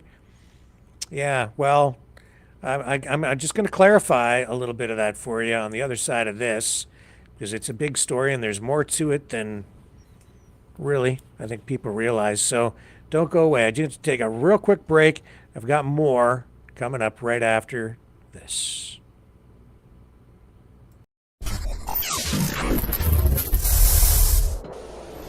The sharing of biased and False news has become all too common on social media. More alarmingly, some media outlets publish things simply aren't true without checking facts first. Unfortunately, some members of the media use their platforms to push their own personal bias and agenda to control exactly what people think, and this is extremely dangerous to our democracy. In an ocean of lies a century deep, the truth awaits. Choose not the red pill. Choose not the blue pill. For both are an illusion. Discover the power of M. The power of individuality. We are Mavericks. We are the way to the light. Fear not the storm. Join our quest for truth. Truth will set you free. Maverick News. The world is watching. Okay, I'm back, and last night we talked about, or I talked about water. It was just kind of in passing, just one of the many things we're talking about in relation to the tariffs and the possible annexation of Canada, Canada becoming maybe the 51st state. And I said that, yeah, you know, Trump wants our water. And I don't think I misspoke. I'd have to go back. I didn't review what I said, but just in case, I'm going to offer some clarification here and also elaborate a little bit on what was said last night so that it's clear where I'm coming from on this. There's controversy surrounding all of this out in LA because of the wildfires, and, you know, was it because of, you know, woke politicians who improperly and incompetently managed the system and the hydrants went dry, and people can debate that ad nauseum. All right, I'm talking about water rights. I'm talking about what Trump has said about wanting Canadian water, wanting access to Canadian resources. This is not new. America always wants resources. All countries do. We sell resources, and we have resources to share and sell. Water is one of the big ones. Canadians have always been very protective of our water, and Trump, over time, has made many comments about water and wanting Canadian water. And back in September, he made reference to the Columbia River, which flows from British Columbia all the way down into Washington State and then goes over and empties out into the Pacific Ocean.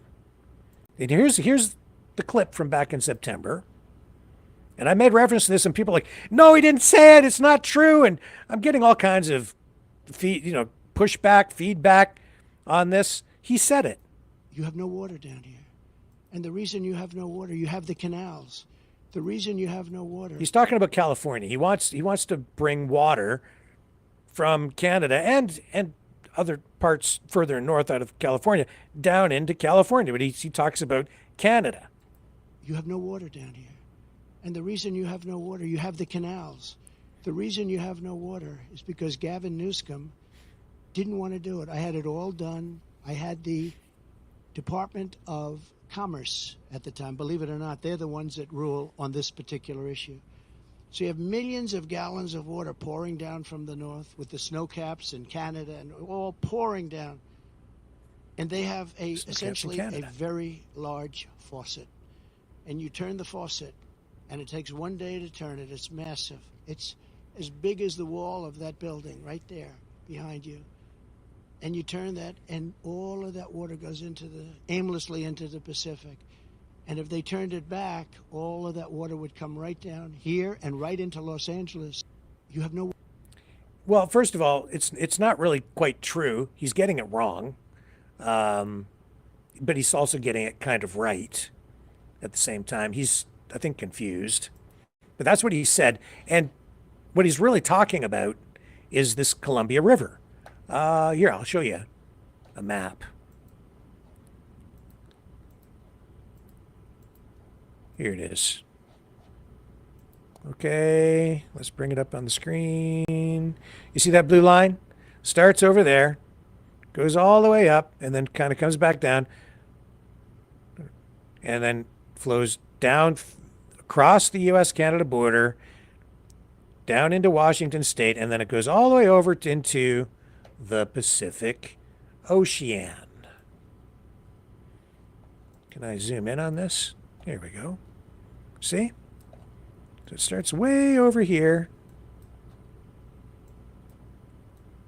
And it's a big, big river. It's massive. And this is this is a vital resource, and it's a complicated issue. And there is not just like a spigot that turns on and off controlling this, but there is some damming that is in place already.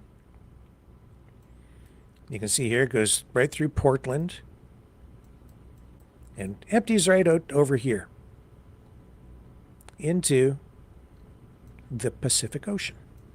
And Trump is like, oh, it's being wasted. It empties out into the Pacific. I've heard other clips of him talking about it in that way too.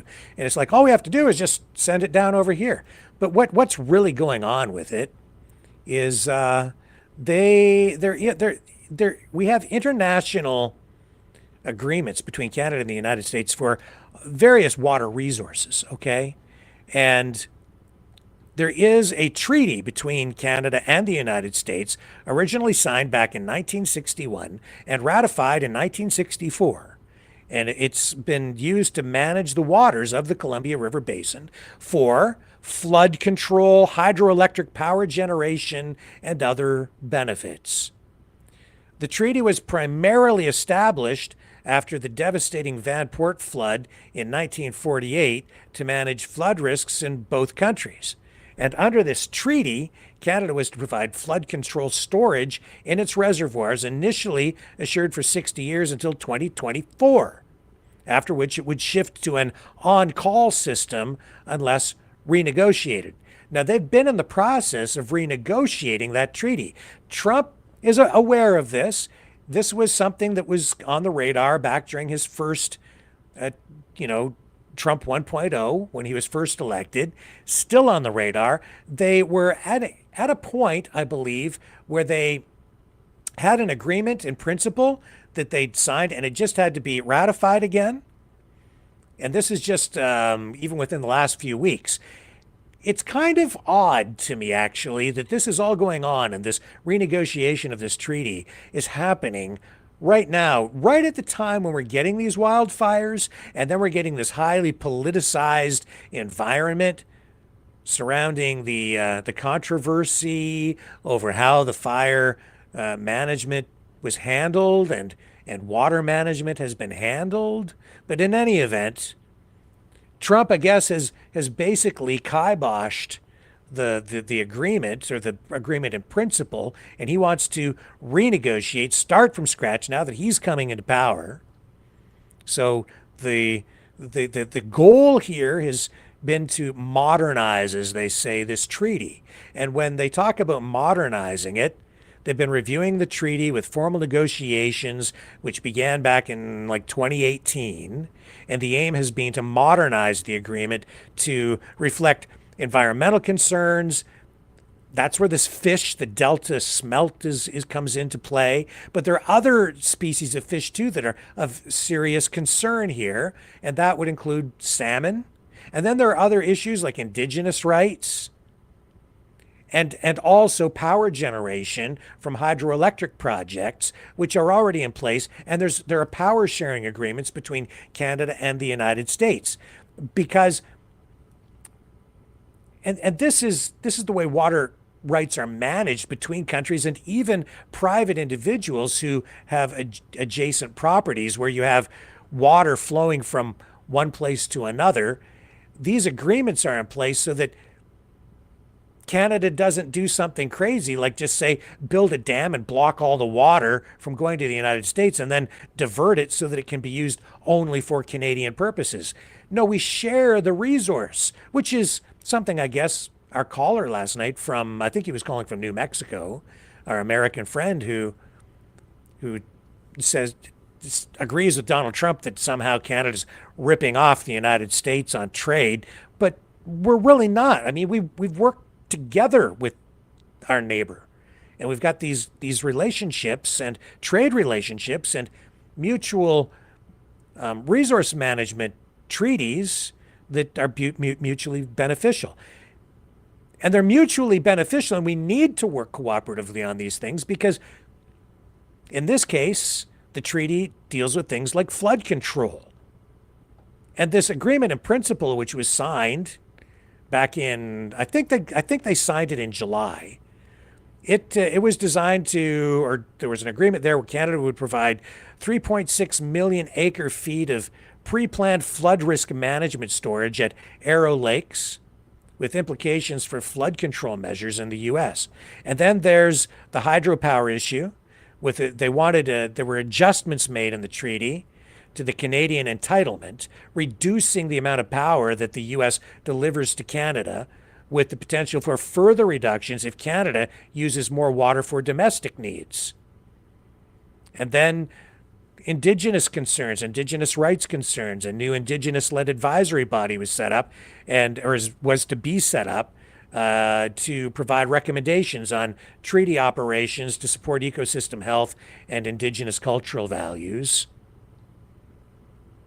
But Trump basically throwing all that out, going back to the drawing board.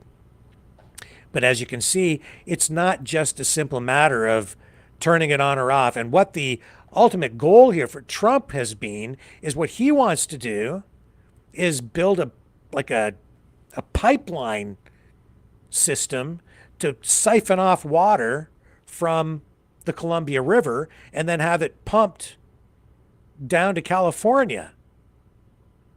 And there have been studies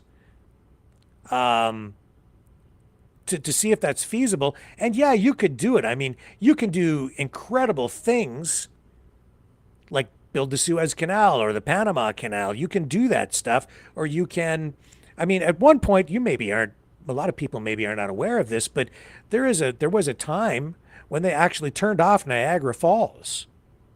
There are pictures of it. You can find it. So engineers can do these things. It was turned off temporarily, and then it was turned back on. We can maybe show you that stuff another night. It's pretty incredible. There are photos out there of like the falls when they're not, the Niagara Falls wasn't actually flowing water.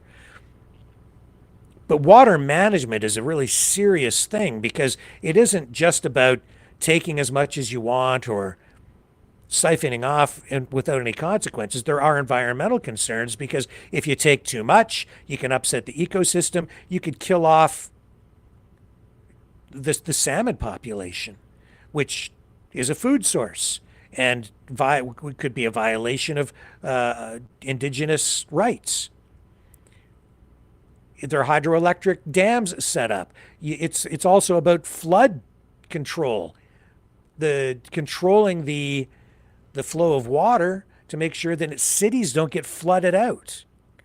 In some cases, even the house I live in is on land that is like reclaimed. This land here used to flood, but there's a dam for the Thames River here where I live. It's a much smaller river than, much smaller than the Columbia River, but there's a dam, about 120 kilometers east of here that manages the water flow so that it doesn't flood here anymore. But in the spring around here, you would be surprised. Even this small river, it can flood stuff out. We get ice jams up on Lake St. Clair, which is part of the Great Lakes system. And if an ice jam stops the water flow for this river, you could flood out this entire city. And it has happened. And every spring we get flooding in some areas around here. And if you don't have proper water management, I covered massive floods even down around, there was a huge flood that I covered down in Essex County many years ago, in areas where you would think you would never possibly have a flood. So water management is a really serious thing. And it isn't just about having enough water. Sometimes it's about making sure you don't get too much. That's where Canada comes into the picture here with the United States, making sure that dams that are set up on the Canadian side, or on the U.S. side even, that when you get the back pressure and the buildup of water, you have a place for it to go, so that in the spring when you get all that runoff from the snow caps, it doesn't overwhelm the system and you flood out towns. It's important to manage it properly. But it is not just a simple matter of turning a spigot on or off. Now, some people, I guess, have been under the impression that Trump, because of something he posted on social media, I think even yesterday, saying that they've turned the water back on. It was a very odd post. I did see it. I don't have it queued up here, but that's led some people to believe that somehow Trump is taking water from Canada right now. No, the water flowing into California right now comes from a different area. They don't actually take water at the moment from the Columbia River for California, but some people want to. That being said, the proposals that have been made over many, many years, and there have been many proposals in that regard, they've been deemed to be kind of not feasible because of cost concerns and because of concerns about the environment. But Trump wants to take it. We'll see if that ever happens. But they're talking about it, and they're renegotiating the treaty even as we speak on the Columbia River. Trump's part of that. He still seems to be kind of confused about it, but then some social media influencers have been out there kind of running cover for him, I would say, because of the way he has misspoken about this issue. And I think for political reasons, he's twisting the words maybe a little bit and embellishing to make it seem like Gavin Newsom and the Democrats are even more villainous than people think already, to paint him in the darkest light possible. But here's this guy saying, oh, look, people are saying there's not a giant spigot, because in kind of there isn't, but there is, sort of, because they do control the flow of water from some other areas as part of the water management system in California. But this isn't really directly related to the Columbia River.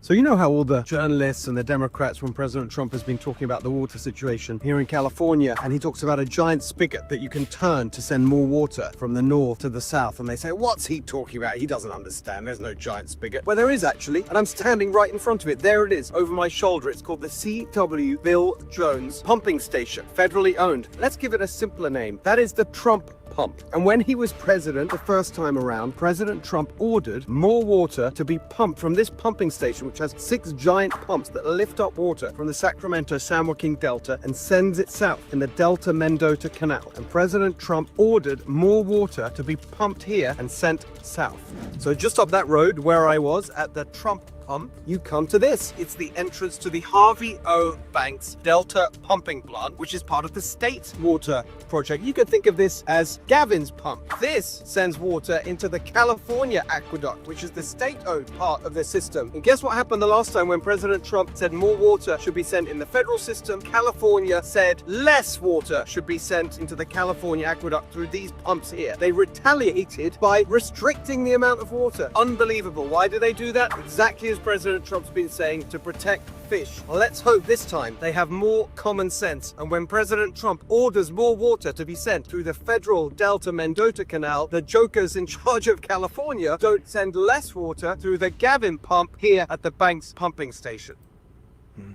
Well, that's a political post for sure. So that pumping station, the Jones pumping station, is situated about 12 miles northwest of Tracy near the Sacramento-San Joaquin Delta. And that primary function of that Jones pumping plant is to lift water from the Sacramento-San Joaquin Delta into the Delta-Mendota Canal. And the water then serves agricultural, urban, and wildlife needs in parts of the San Joaquin Valley. And other areas, but it's not just for firefighting purposes or even drinking water. So I've looked up the information on this, and what I'm getting here is that the water is drawn from the Delta through an intake channel. The channel intercepts water from the Sacramento River, which is then routed through a series of natural and man-made channels. And then the pumping system is set up so that the station is equipped with 6 large pumps, each powered with a this is huge, 22,500 horsepower electric motor. And they lift water approximately 200 feet from the intake to the Delta-Mendota Canal. And then each pump can handle between 850 to 1,050 cubic feet per second, providing a total capacity of about 5,200 cubic feet per second when all are operational. And that translates to around 8,500 acre feet per day, or 2 million gallons per minute at maximum capacity. And then the water is discharged through 3 large discharge pipes, which transport it about a mile to the starting point of the Delta-Mendota Canal. And the plant operates under the oversight of the San Luis and Delta-Mendota Water Authority and the U.S. Bureau of Reclamation, which means that they dam things off and then they have land that's no longer flooded, so you can actually build stuff on it or use it for agricultural purposes. And then operations are adjusted based on water availability and demand and environmental regulations and the need to protect fish species, including that Delta smelt. So it's actually a pretty complex system, and as we work through this, and we'll see in the months ahead, you'll see inquiries and hearings about this. We're going to hear a lot more about it to see what went wrong. Right now, the politics is hot and heavy and laying on thick, and it's hard to really understand or know exactly what the truth is in this environment. And I don't live out there. I have not been to the meetings, so we're at the mercy, really, of a lot of the media reports that have been coming out. But I would say honestly, that a lot of the stuff that we've been hearing from Donald Trump has been, I would say, something of an oversimplification. And I think that's for political purposes, because he's out there campaigning and politicking all the time. And in the years over the years. I think that this issue in particular has been, sort of just the messaging on it has been very focused and maybe not even always accurate coming from even Trump. But here's what he said. How long ago was this? This was a response, I think, after this happened. This was what he said after the fires, just after the fires. They're going to try and blame the fires in Los Angeles. They'll probably try and blame us for that. When I was president, I demanded that this guy, the governor, accept the water coming from the north, from way up in Canada and the north. It flows down from through Canada. Right through Los Angeles. I mean, massive millions and millions of gallons of water a week, probably, I think even a day. Massive amounts coming out from the mountains, from the melts. Yeah. And even without it, even during the summer, it's a natural flow of water. They would have had so much water, they wouldn't have known what to do with it. You would have never had the fires. People would have been able to sprinkle their lawns and everything else. The problem is it's so dry. It was always so dry there. And it's just a mess. They could have maintained their forests and. So I don't know. Like it sounds to me like Trump is confused on the issue, but he really has said it. And people said he never said that. People calling me out, even phoning me. Some people calling me. But no, he said it, and he means it. And there are kind of like two issues here, though. There's the issue of just water management, using the resources already in the system, and the infrastructure that's existing right now, which does not tap into the Columbia River. But then there's the separate issue of the Columbia River itself, the renegotiation of that treaty, and how the communities in Washington State and that area on the U.S. side will interact with communities on Canada, how they will continue to use that water resource and manage it, and whether Trump will get his wish and build that additional pipeline or conduit so that the water can flow from the Columbia River down into California and provide additional water supply and pump that into the system as well to provide even more water. And it isn't the biggest issue there, I would say, or the biggest reason they want to do that is for agriculture and industry. Now, I found this report. This goes back to January 13th. And this kind of sums it up in that regard. I think this will help explain things a little bit further, because this report compiled right after Trump made the comments regarding the situation in California this time around. The deadly and devastating wildfires in Los Angeles are drawing new attention to U.S. President-elect Donald Trump's comments about one of Canada's most valued natural resources. We have millions of gallons of water pouring down from the north with the snow caps in Canada and all pouring down. And they have essentially a very large faucet. So President-elect Donald Trump says water from Canada could be diverted to California to reduce water shortages. Now, this is raising concerns over how Canada is protecting currently its water supply. For more this morning, we are joined from Calgary by Tricia Stadnick. She's the Canada Research Chair in Hydrologic Modeling at the University of Calgary. Thanks for joining us so early this morning. Oh, it's my pleasure. All right, experts say they think Donald Trump is talking about the Columbia River. So just to give everybody a reference point here, the 2,000 kilometer long river starts in BC. It then flows through Washington and Oregon before it ends up in the Pacific Ocean, where is this very large faucet that Trump is referring to, and who controls it? Okay.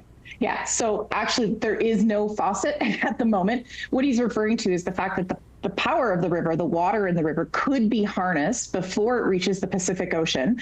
He would do that within American territory, not within Canadian territory.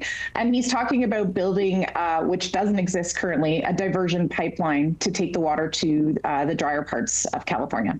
He has described it as essentially, Canada's letting this water just rush right into the ocean. That actually isn't true. It's used by U.S. industries like fishery, farming, hydroelectricity. U.S. interest in Canada's waters, we know, is not new. All the way back in 2008, there was a report, and it called on then Prime Minister Stephen Harper's government to do more to protect our water. I remember Prime Minister Harper talking about water rights back then. So why is the U.S. so interested again in our water?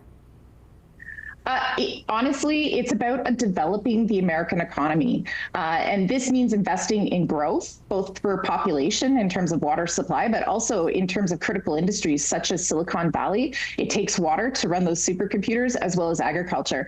And we have more of it than we can use just by sheer population ratios between Canada and the US. And he's looking at it as an opportunity. And this is a geopolitical storm that's created by a vulnerability in our own federal water policy, or lack thereof, that he's trying to exploit at a critical time where the Columbia River Treaty, the river that he's talking about, is already under negotiation between Canada and the US. I guess I'm curious to know then, what are our vulnerable points when it comes to protecting water?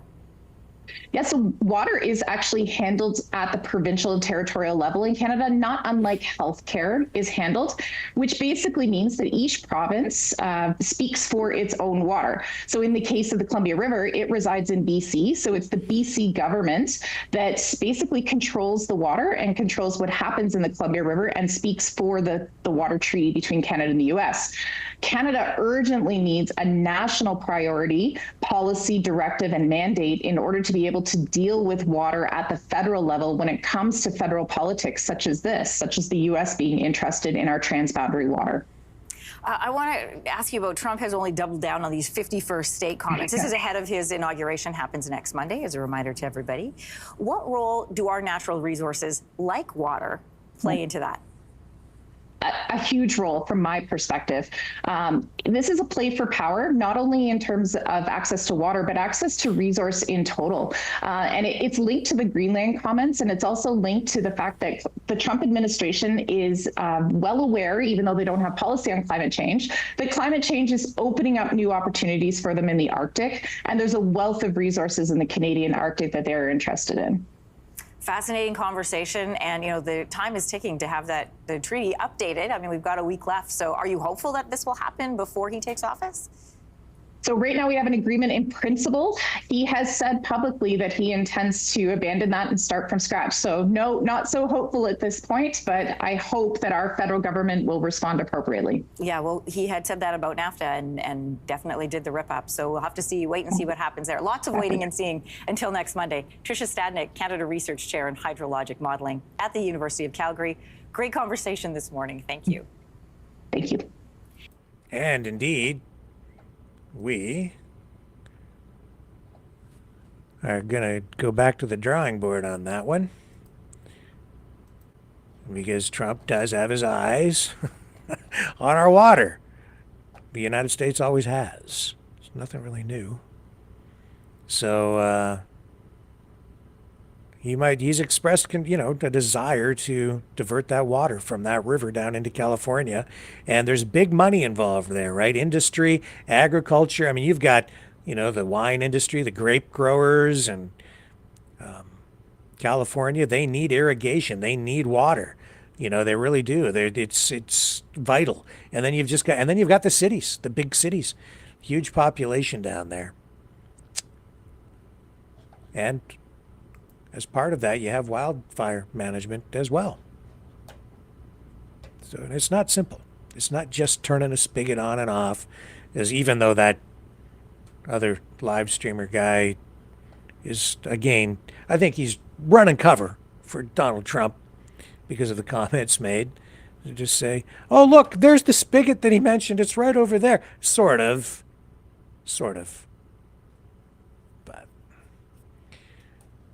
It's a little more complicated than that, because if they don't get things right, you can actually get flooding, or you can get droughts, and you can not have enough water in your fire hydrants. So Just wait. Just wait for the facts. Wait for the real information. And with that being said, I think we're almost near the end of tonight's broadcast. I've got something extra super special to share with you right now, though. Oh, I hope I didn't lose it. Did I lose it? No. Please, no. Maybe I did. Let me take... Oh, I'll see if I can find it for you again. You're going to love it. You're going to love it. Don't go away. This is just the best.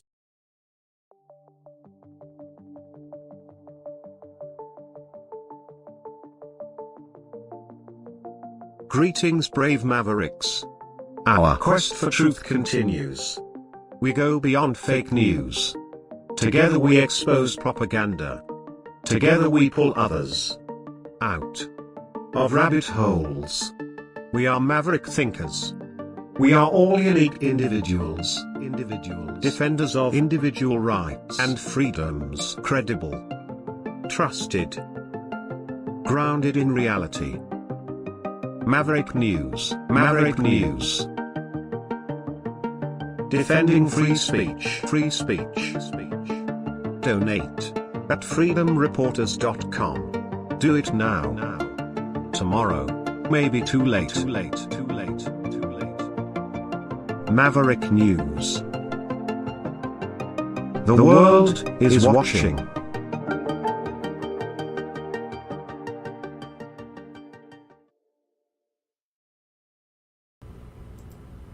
Okay, I got it. I had it all along. I just wasn't seeing it. This is fantastic. To set it up, first here's the post that Trump, I guess, posted. At least one of them, maybe the one that really set things off yesterday. The United States military just entered the great state of California and, under emergency powers, turned on the water flowing abundantly from the Pacific Northwest and beyond. The days of putting a fake environmental argument over the people are over. Enjoy the water, California. And I don't know when exactly that was posted, but there's Trump claiming, I guess, that he's already solved the water problem in California. Problem solved for the future. Again, I don't think it's quite that simple, but we'll see. Maybe he did. And then, no, they're not. Yes, some water in parts of the states comes from Canada. In this particular case, I guess people are freaking out, saying he's stealing our water. No, he's not stealing our water. There are agreements over water sharing, and the Columbia River does not flow there. I just know that Trump has his nose out of joint about the way Gavin Newsom operates in California. And he's really got his nose out of joint over this. Do you recognize those two people? That's Gavin Newsom, and that's Melania Trump. Yeah. Trump doesn't like this. He doesn't like this at all.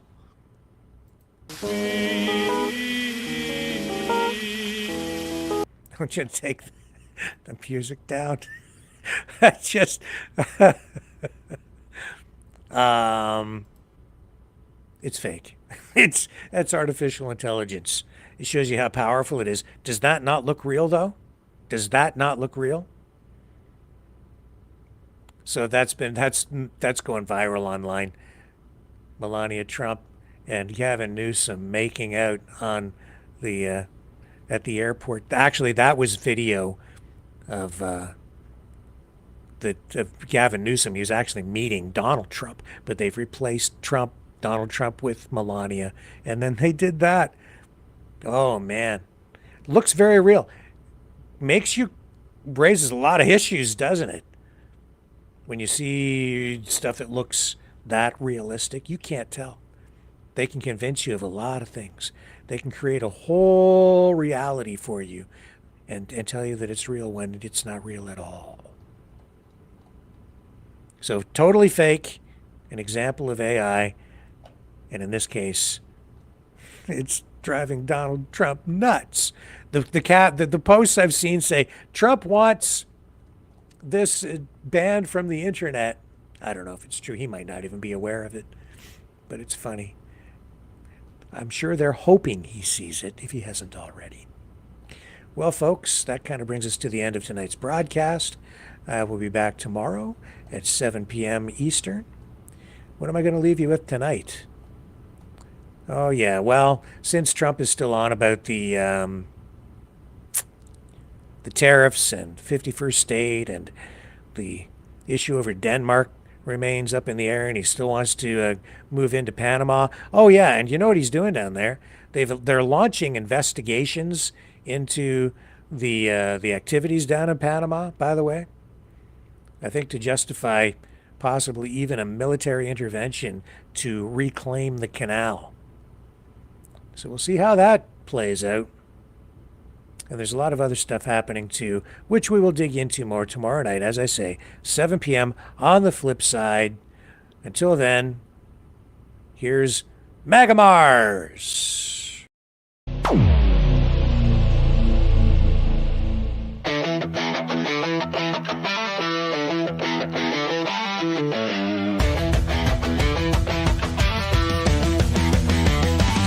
He's got a plan. It's bold and grand, taking over land, sea and sand. Canada's ours, Greenland's in the mix. The Panama Canal's just another fix. But Mars, oh Mars, you pesky red sphere, your spying drones are making it clear. It's a threat to Earth, a cosmic sin. But don't worry, folks, he'll make Mars great again. MAGA Mars, you're the 53rd state. Under Trump, your future is great. With Elon Musk and the Space Force too, we're slapping tariffs on your Martian crew. Make Mars great, yeah, make Mars ours. Wave that flag on the red rock stars. We'll impose sanctions, taxes, and fines. Martian exports know they're crossing the line. The Martians cry foul, but Trump doesn't care. He'll build a space wall floating up there. Elon's on board with rockets ablaze. The stock market's loving this Martian craze. He says, trust me, folks, I know the deal. Martian gold is ours, this plan is real. MAGA Mars, you're the 53rd state. Under Trump, your future is great. With Elon Musk and the Space Force too, we're slapping tariffs on your Martian crew. Make Mars great, yeah, make Mars ours. Wave that flag on the red rock stars.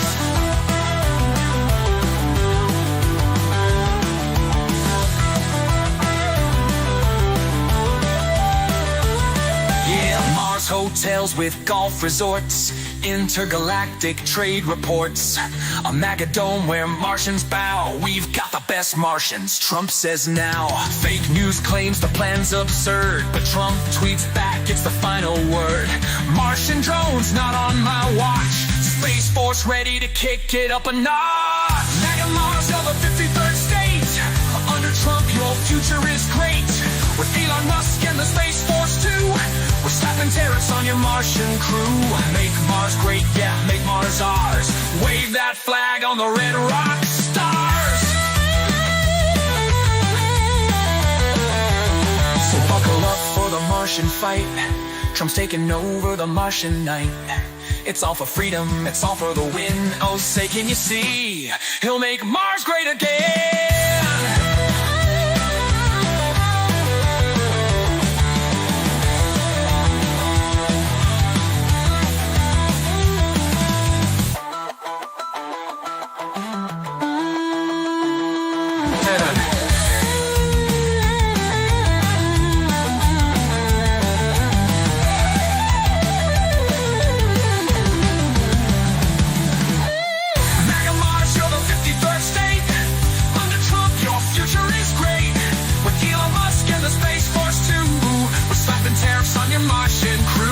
Make Mars great, yeah, make Mars ours.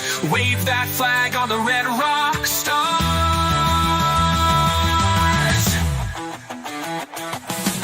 So buckle up for the Martian fight. Trump's taking over the Martian night. It's all for freedom, it's all for the win. Oh, say, can you see? He'll make Mars great again.